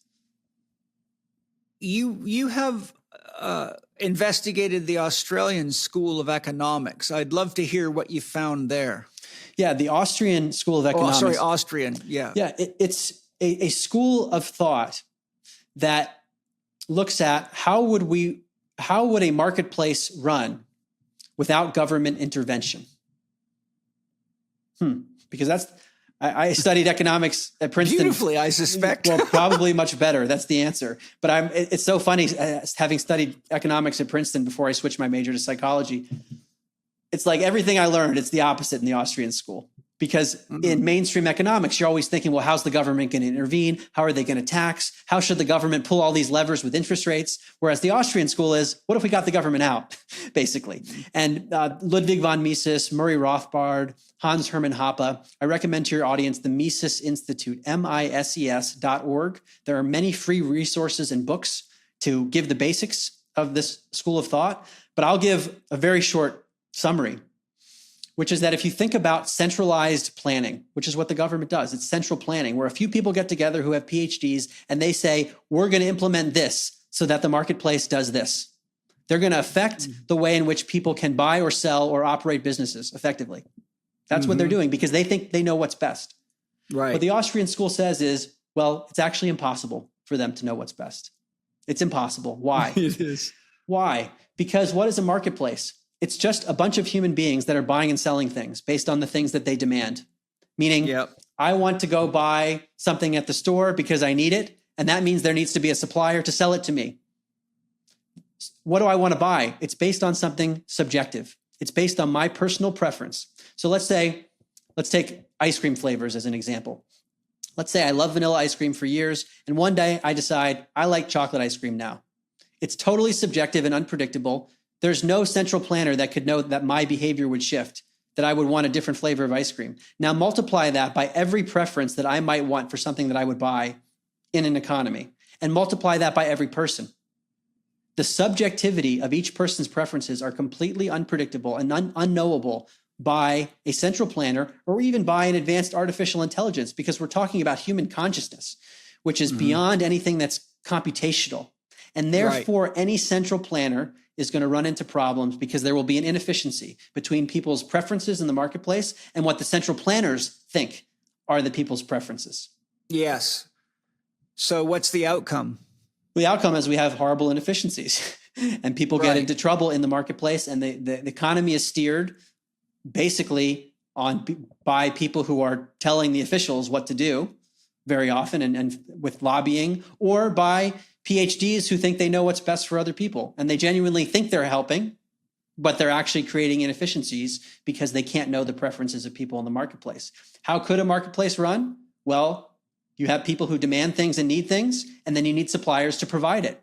And if people don't need those things anymore, or the thing that they need is not provided very well by a certain service provider, then those service providers go out of business or they need to adjust. And what if people in the economy and the marketplace, they need something new to be created? Well, that's a big incentive for an entrepreneur to invent a business in ways that are very creative, and there will be funders to create that entrepreneur. And you see how things work. The subjective preferences of the individual governs where the suppliers will come in, because the suppliers will make money based on the demand for what is being supplied. So the marketplace, this is the invisible hand, so to speak, Adam Smith's invisible hand. To me, it's more like the invisible hand of consciousness, because the things that people prefer, that to me is very spiritual. And therefore, the things that are created as a result of those preferences, that's a very creative spiritual process too. So the Austrian school, even though it's not positioned this way, if you look at the Mises Institute, I think there's a highly spiritual component, because it's always about, as Ludwig von Mises talks about, human action. Well, where does human action come from? It's being guided by the divine, if we want to say, by the soul. It's certainly a healthier concept than what we're working with. The unpredictability of human desire is something that keeps the market ever dynamic, but it also points to the very problem that we face, because the way the corporations and dark agents that want to sell you something protect themselves against the very thing you've just said is by conditioning your mind to keep wanting what they produce. And look at religion. Osho said religion's the most successful corporate enterprise in the world. And so they have turned Jesus and God into a commodity, and they keep conditioning you to think that you've got to have that or you're going to go to hell, or things like. So I'm just using that as an example. And if you look at marketing and advertising, the drug industry has convinced people that you can't get healthy through natural means. You have to use drugs, surgery, and doctors. So I think for the Austrian School of Economics concepts to apply, we would have to start passing laws that stop people from using pirating technologies that condition the minds of people against their own free will. So the way we're now getting into the realm of theoretical economics, because right now the current paradigm is cronyism, where you have corporations that can work with the government to enact certain laws that benefit the corporations. We don't have a truly free market capitalism where there is no government intervention at all. And that's what the Austrian School of Economics is discussing. So you describe, Paul, a very logical question, that the corporations still can do things that are problematic for the marketplace. I would say two things. Number one, it places a much greater sense of responsibility on the people to discern. Amen. And that's going to have to happen regardless as we evolve. But also, it creates an opportunity. Anytime there's a problem in the marketplace, that's a business model that someone could come up with to say, we have to worry about pirating or these other things. Let's come up with an agency that the corporations in the industry have to subscribe to, and we do independent audits so that customers know whether or not they're pirating. And if they don't subscribe to us, then the customers know that they haven't been audited. So there's an incentive for the businesses to be audited by this new enterprise, for example. So the point is that creative solutions could emerge to any problem that comes up. Yes. It seems, one of our talking points was how could government functions be performed by the private sector? And that certainly steps right into that arena. What are some of the other areas? I think, off the top of my head, one of the things that they use to control people is electricity and energy, oil, gas, and you can bring people to their knees by cutting them off with electricity and oil and gas.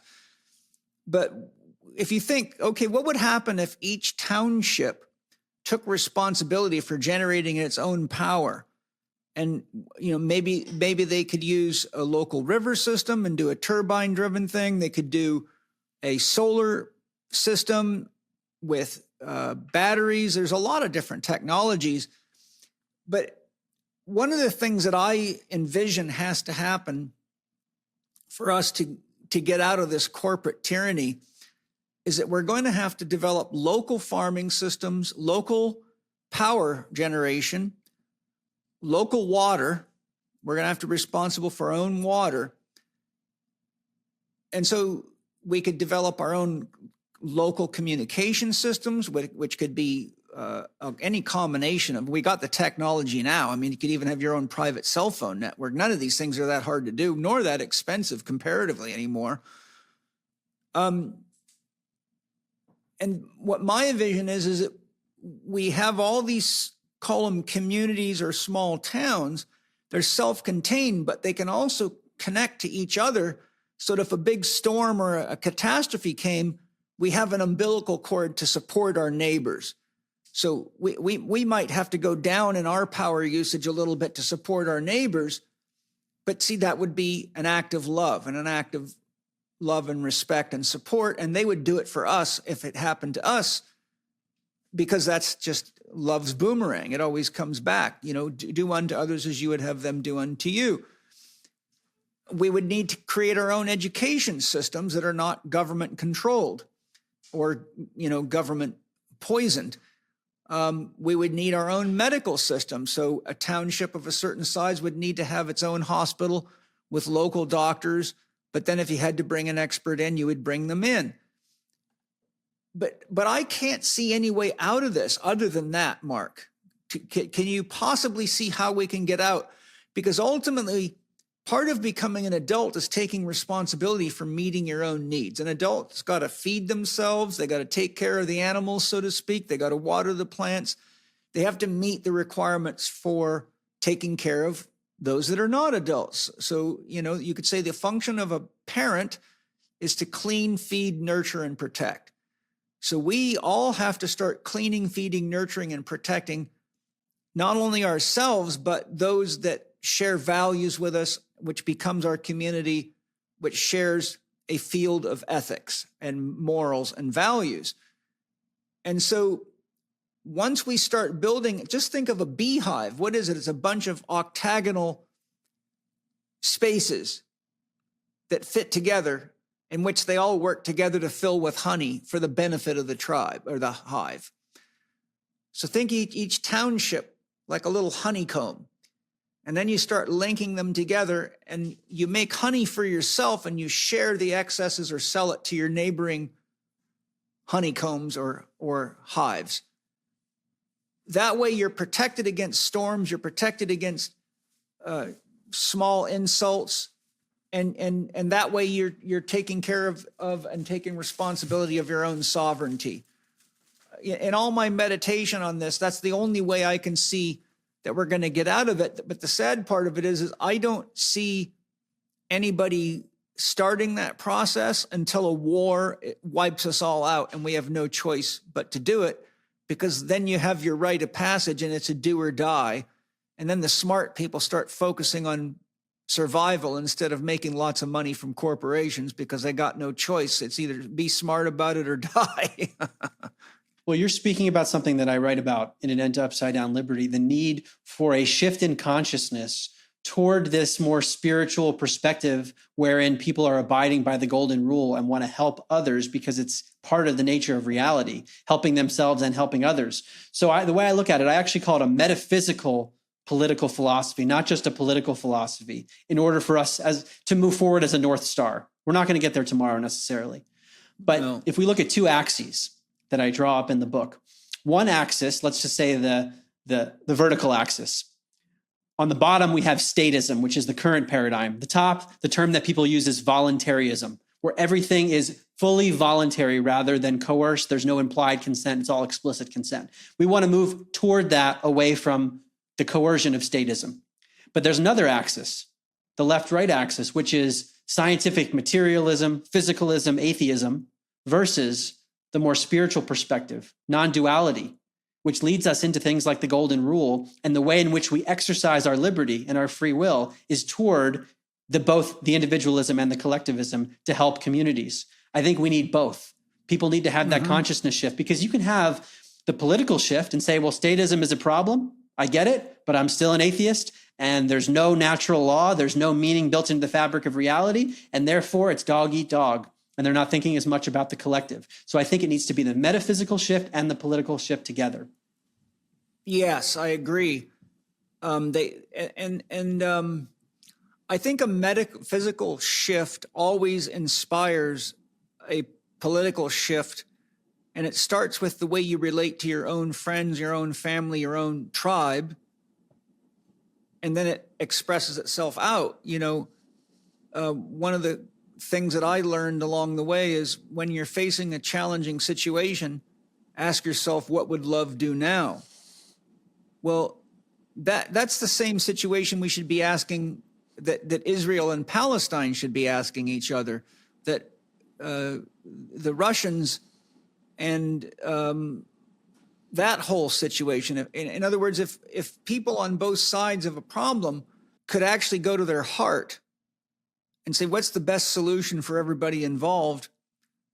I mean, for example, look at the destruction to nature and the toxicity to nature. And you have all this bullshit about carbon taxing, but here we're using taxpayers' dollars to fund war and destruction and poisoning the environment while we're being told we're going to get carbon taxed.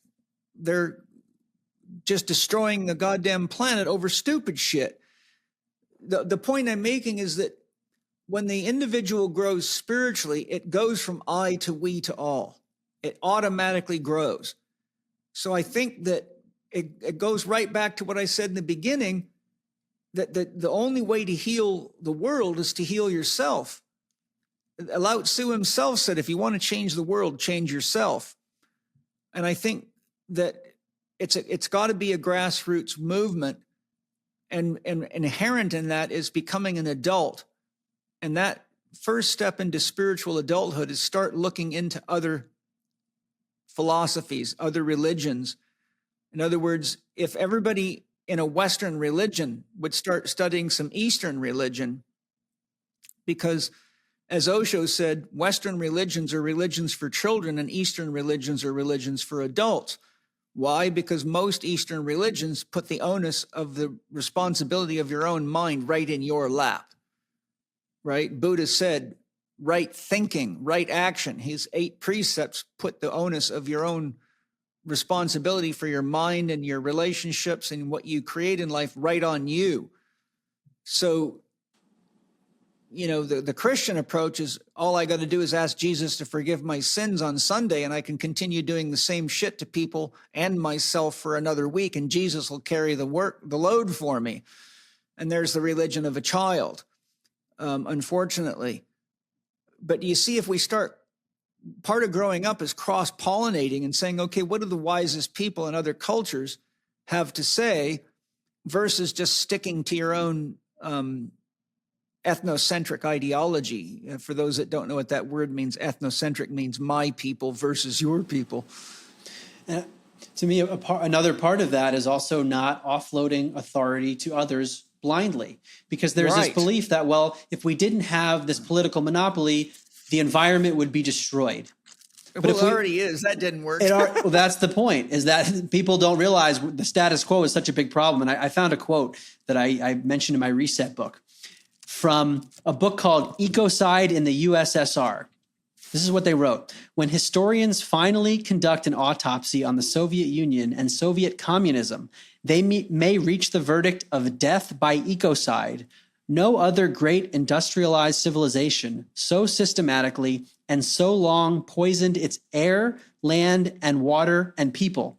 None so loudly proclaiming its efforts to improve public health and protect nature so degraded both. Amen to that. And look at all the research that's been done on communism in the U.S. government, and you see this in this sort of the left-right silliness.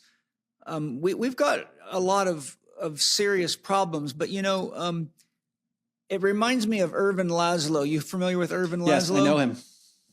Oh, great. I mean, I've had him on my podcast, and he's a great mind, that guy. He's the kind of guy we should listen to a lot more and study a lot more as an example of someone that's truly wise. But he says the best time to change any system is when it's in a state of chaos, because it's unstable. It's easy to move a system that's unstable. Like, for example, if your car's working, why fix it? It's a stable system. But if it breaks down on you, now it's unstable. So now you intervene and you figure out how do you reinstate stability in a closed loop system, right? So the systems in a car are closed loop. You can't have water leaking out. You can't have short circuits. You got to keep the system stable within itself. And so if you think of humanity as a system, it's very unstable right now. So right now we have a reason to say, do we work on ourselves? Do we work on each other, or do we work on it on a global level? Well, you can't work on something on a global level if the stupidity hasn't been cured at the root, which is the individual. So I think in a strange, wonderful, and beautiful way, all of this keeps pointing back to the individual and our responsibility first to ourselves, and the things that create sustainability for any one individual, such as good health, create sustainability for any group, which then creates sustainability for any larger group. So it comes back to the fundamentals, the food, natural resources. We are the ecosystem in human bodies. I mean, that doesn't require a whole lot of genius to figure out. I mean, and the exercise I give my students to point this out is I say, okay, let's just go at this elementally. And I take them through this exercise. I'll do it with you for fun. Now, you don't have to write this down. You don't have to be 100% accurate, because it always works out just fine. So if you consider the fact that we're all made of earth, water, fire, and air, that's basic alchemy, Aristotelian logic. What percentage of Mark Gober is earth? Something solid. Yeah, well, Just guess. Well, we know we're 90+% water. So right. I don't know. Let's just say 5% earth. Okay, so 5% earth. What percentage of Mark is water? Well, let's just say 94%. What percentage of Mark is air? 0.5%. What percentage of Mark is fire, which would be, in your case, as a human being, metabolism and anything driven by the sun? Well, like 0.5%, I guess. Okay, so if we look first at where the earth, the water, the fire, and the air came from, did it come from inside of Mark, or did it come from outside of him in the environment? I would say it came from source consciousness. Right, but the water you drink had to come from a river or a stream or a well. The food you ate made the earth of you. It had to have come from something you ate. The air of you had to come from something you breathe, and you're breathing the same air people in China were breathing a day ago.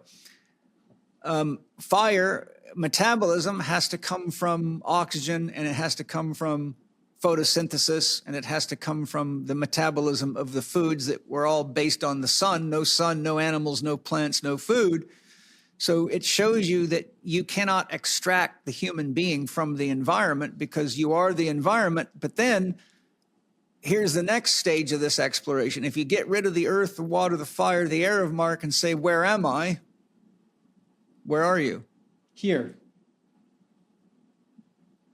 So there's no earth left, there's no water left, there's no fire left, there's no air left. What is there to be here? It's just pure spirit? Yes. And so where are you? You're everywhere and nowhere at the same time, aren't you? Mm-hmm. There's a name for a being that's everywhere and nowhere at the same time. What is it? God. I guess we've figured out who and what we really are, haven't we? And we've figured out what creates the illusion of individuality, which is essential to the experience of love. if there's no lover and beloved, there's no way love can be experienced. So ultimately, when we look at this fundamentally, we all need to realize that what is primary to all human relationships is love. And what is primary to human relationships is that we're all sharing our love and our very lives with each other. Everything we eat gave its life so that we could live. And if we give our life so that others can live, and we realize that we all are each other, we all need each other, and that ultimately we're all God experiencing itself through love so that it can come to be aware of what it is, which it can't do as everywhere and nowhere simultaneously, because there's nothing you can know if you're everywhere and nowhere simultaneously. And I think if people just would go through some common sense logical deductions like that, it would make it pretty obvious that we need each other and we need to take care of the environment, and that without a body made of earth, water, fire, and air, then you'd be everywhere and nowhere at the same time, which makes you God. But obviously God wants to have this experience or we wouldn't all be here. So if you understand what love is, then you understand what God is. And if you understand what love is and God is, you understand who each other is and what nature is. And you got a choice. That's what free will, to love or not to love. And to not love means to destroy and to kill, which ultimately means you kill yourself. This is exactly why Jesus said, love thy enemy as thyself. But it's just, most paradoxically, the very people that keep running around saying Jesus says are some of the most dangerous killers on the planet, unfortunately. That's why I made a little quote that says, if you want to meet the devil, just pick a fight with Jesus. It's guaranteed that you're going to meet the devil. But anyhow, so, we've covered a lot here. I just want to make sure that I give you a chance to share anything else that you would like to point people to in your books.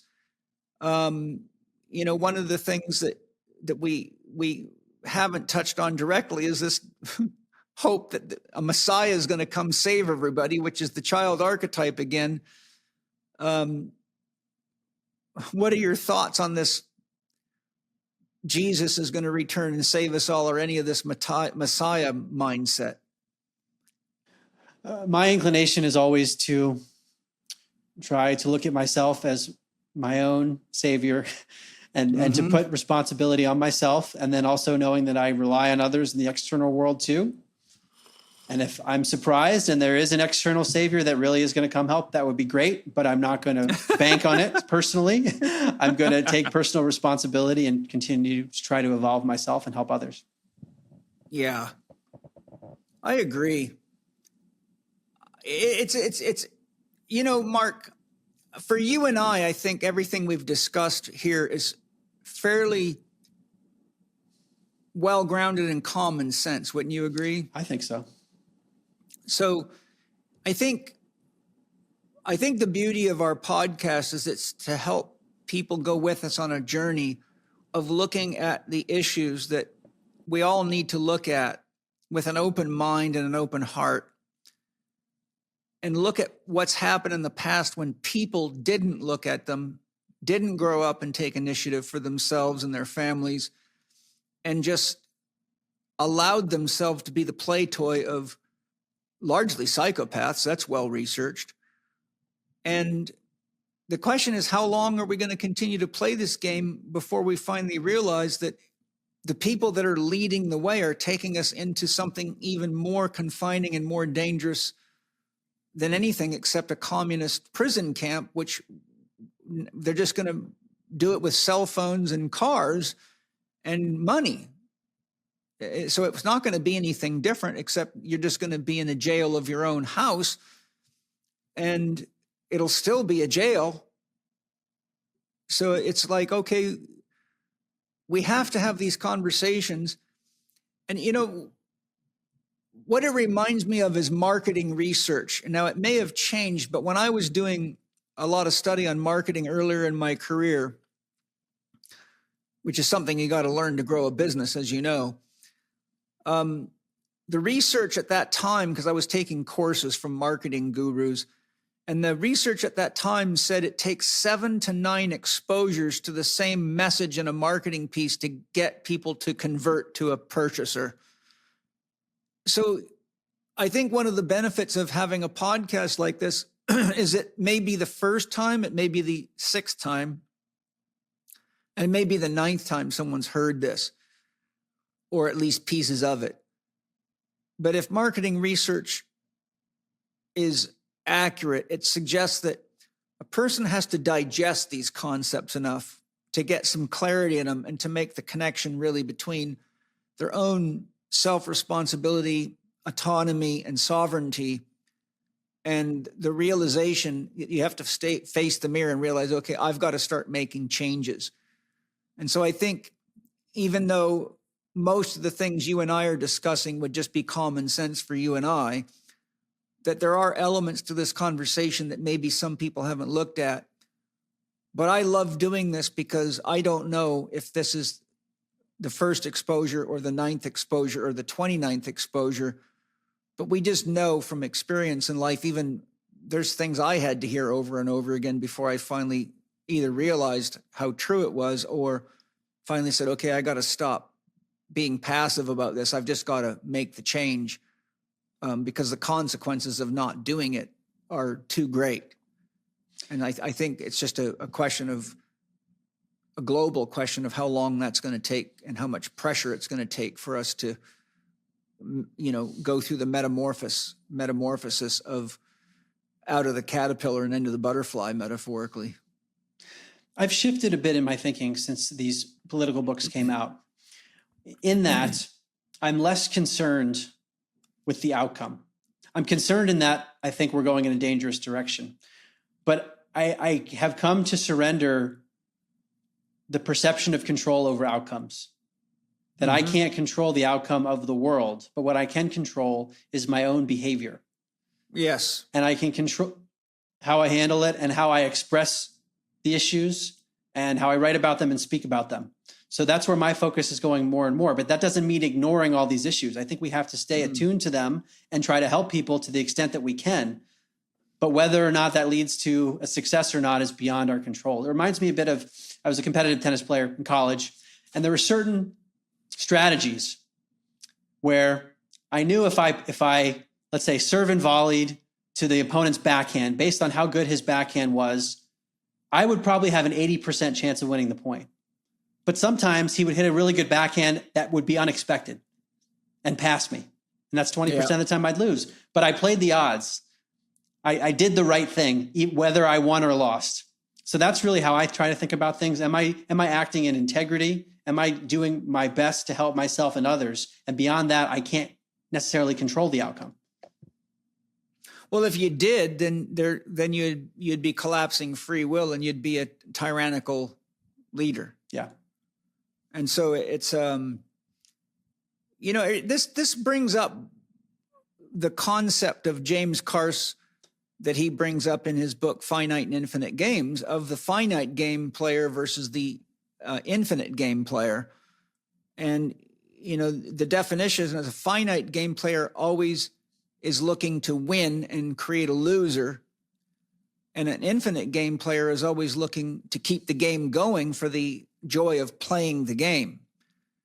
And I think that the people that are leading government and the corporations of the world that we're talking about are finite game players, but they don't realize that they're killing off all the players. I say that drug dealers are smarter than governments because they want to get you hooked, but they don't want to kill you off, or they don't have any business anymore. And governments seem to be just happy to kill everybody off, and they don't realize that they're just killing themselves. And so I think at the end of the day, if we realize that life is an infinite game, and that if we get too caught in finite games where we create losers and that means killing people or destroying nature, then we ultimately lose sight of the fact that we all need the game board called planet Earth to evolve on and to grow on and to have a home and to have a body and to be able to live and to love and to experience the joys and the beauties of and the challenges of life. So I think at the root of everything we've been discussing, you could boil it down to, are you an infinite game player or are you a finite game player? And if you're a finite game player, then who's maintaining the board that you keep playing finite games on? Because without the board, there is no more finite games either. So even if you're playing to win at any cost, you have to ask yourself, how far down the road of winning do you go before you actually destroy the infinite game within which your finite game exists? Well said. And so I think we all need to really look at that, because the danger of the ego-oriented way of living is it's always a finite game and I'm trying to win. And that is the survival of the fittest Darwinian evolutionary concept that unfortunately is the reigning concept amongst the globalists today. But I think the Lamarckian and some of the other things that we've learned from experts in evolution say that actually no, cooperation is really the greater plan of nature. It's not survival of the fittest. It's, it's cooperation. And there's just many amazing examples of that. For example, kids that have been separated from parents and raised by wolves, not eaten, raised by wolves. And there's documented cases of that. Without a long string of them, but there's many examples of how nature actually not only eats itself, but supports itself. And I think we have to kind of balance the eat versus support very, very carefully. Or we're going to create a situation for ourselves that will be so traumatic. It might take another 30,000 generations of people to heal it.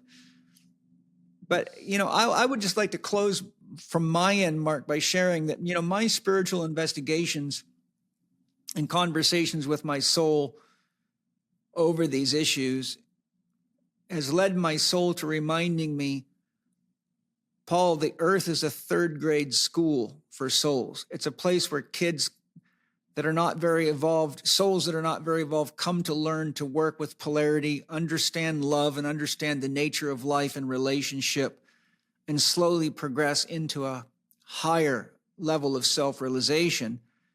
And that once the soul learns what it came to learn on earth, which is to be oriented more toward love than towards self at the expense of others, then it graduates into higher dimensions in which there's other places and other dimensions and other planets and other star systems all over the universe and even in the galaxy, where the people have graduated to that level. And then they still have to go through challenges, but the challenges are not so fundamental, third grade challenges. And so my soul was telling me this because I was, oftentimes frustrated, like, how in the world do I help wake this many people up that are so lost on so many levels? And my soul said, look, you're trying to fix third grade. If you go to third grade 10 years in a row and get frustrated because kids are still fighting in the hopscotch box and learning basic mathematics, then you've misunderstood what school is for. And the earth is a third grade elementary school for young souls that still haven't really got very much depth perception and capacity to understand what life is all about.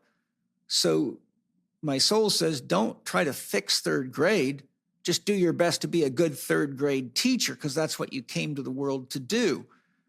And so I think, what I've come to the realization of in my own personal spiritual quest is that it's not my job to get rid of the challenges that make life a school of spiritual development. It's my job to master what I can within myself, and to the degree that it produces more love, life, and freedom in me, then I know that I feel safe in helping other people learn and grow from these lessons and inspiring them to go out and share what they've learned to be true with other people, and trust that there's much more to the experience of being human than just being on one planet, and that it's a multi lifetime process of self-realization. and then it puts things into perspective. Yeah, our mind seems to have access in ordinary states of consciousness just to this realm, this frequency, whatever you want to call it. But it's a limited version of reality that we regularly experience. And there's much more that our brain, our biology seems to block out. And that there are bigger realities, perhaps, that some part of us knows, but has amnesia to while we're in this body. And it's a trippy concept to really wrap our minds around, but that seems to be the nature of this place. Well, I think when you take consciousness and concentrate it into a body that's largely material, it has a dulling effect. Think of the human spirit as pure light. Think of the body as a lampshade. When you turn the light on and it hits the shade, it captures the light, doesn't it? So if you just look, here's a fundamental question I've asked myself. How much, remember, light, photons are a zero mass particle. So how much light would you have to weave together to make an atom? A shitload. And what is an atom? It's a complex of vibration moving just under the speed of light. It's a probability cloud. It's not actually a physical thing, strangely enough. Yeah. So you just, how much emptiness would you have to wind up to create an object that creates the illusion of solidity?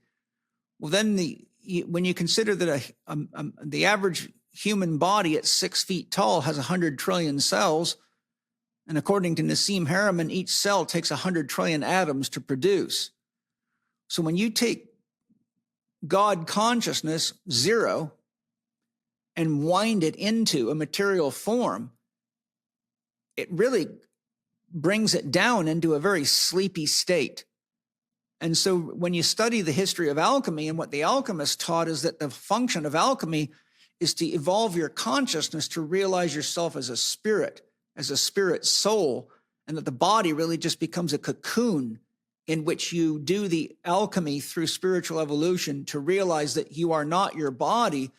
And Steiner talked about the importance of spiritual practice to get you to the point where you could stay conscious when you lose your body, and then you have the free will to choose what you want to do next.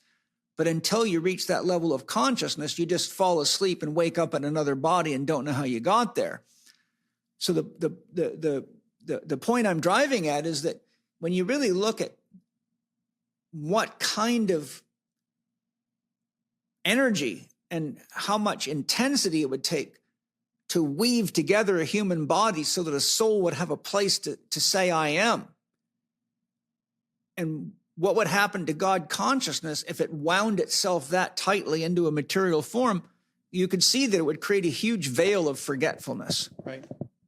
And I think that's a lot of, what we're working our way out of is the materialist conception of everything. And I think science helps us a lot because it gives us the ability to look and say, well, what is an atom? What is matter? Well, ultimately, matter is spirit moving slowly enough that you can interact with it. And as you grow spiritually, then you don't need something that slows you down because you're more and more conscious of what you really are and what everything is and what God is. So I think we're really just in a sort of like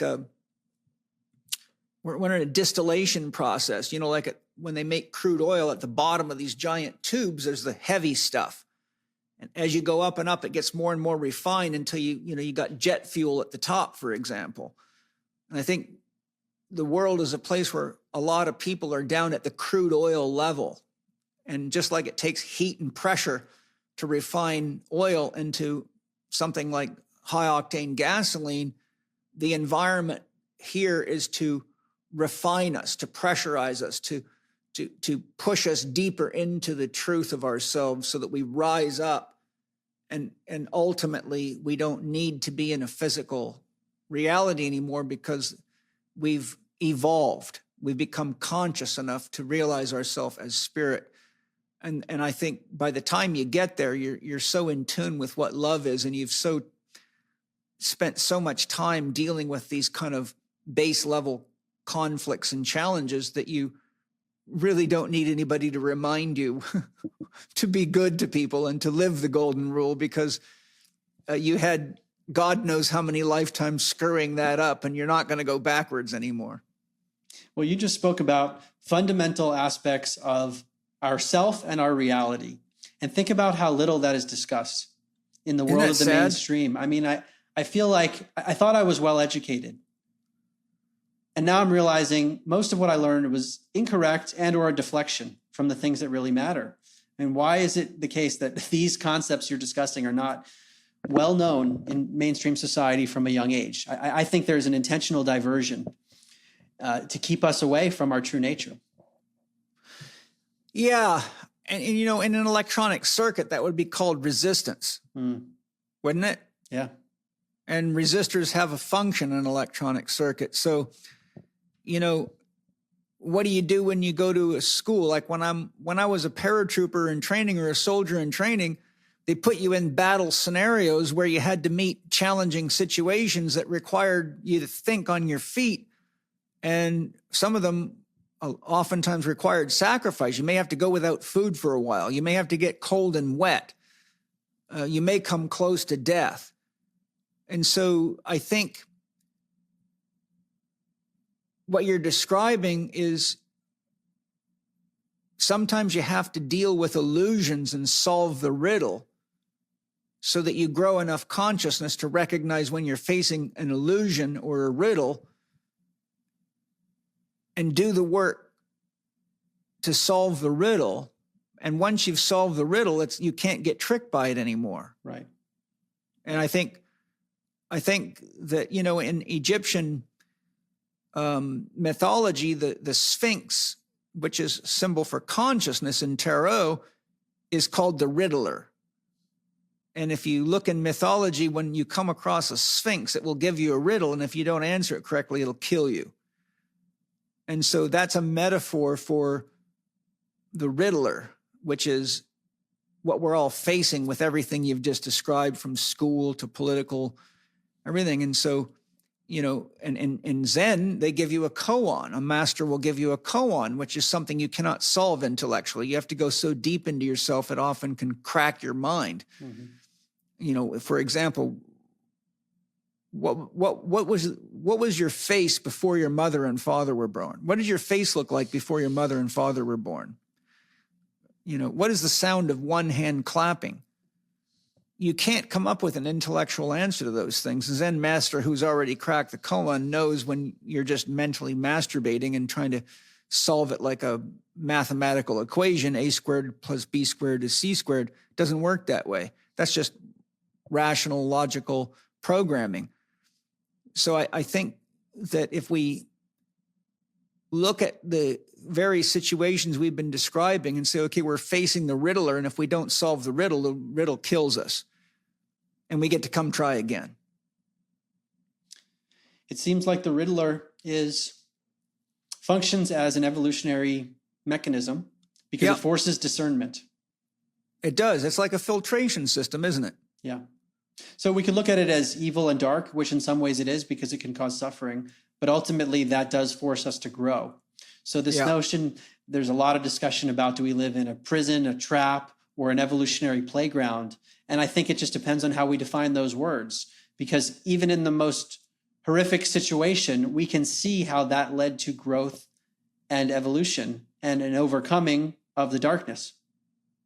And I think the answer to that question needs to be answered very carefully, because how you answer it tells a lot about the kind of life you're going to live, doesn't it? Mm-hmm. If you think you're in a trap, then you're probably going to live out the life of a victim. Right. If you're in a prison, then you're also going to live out the life of a victim. If you're in an evolutionary playground, then you better get creative and play. Yeah. Before you become the ground. Mm-hmm.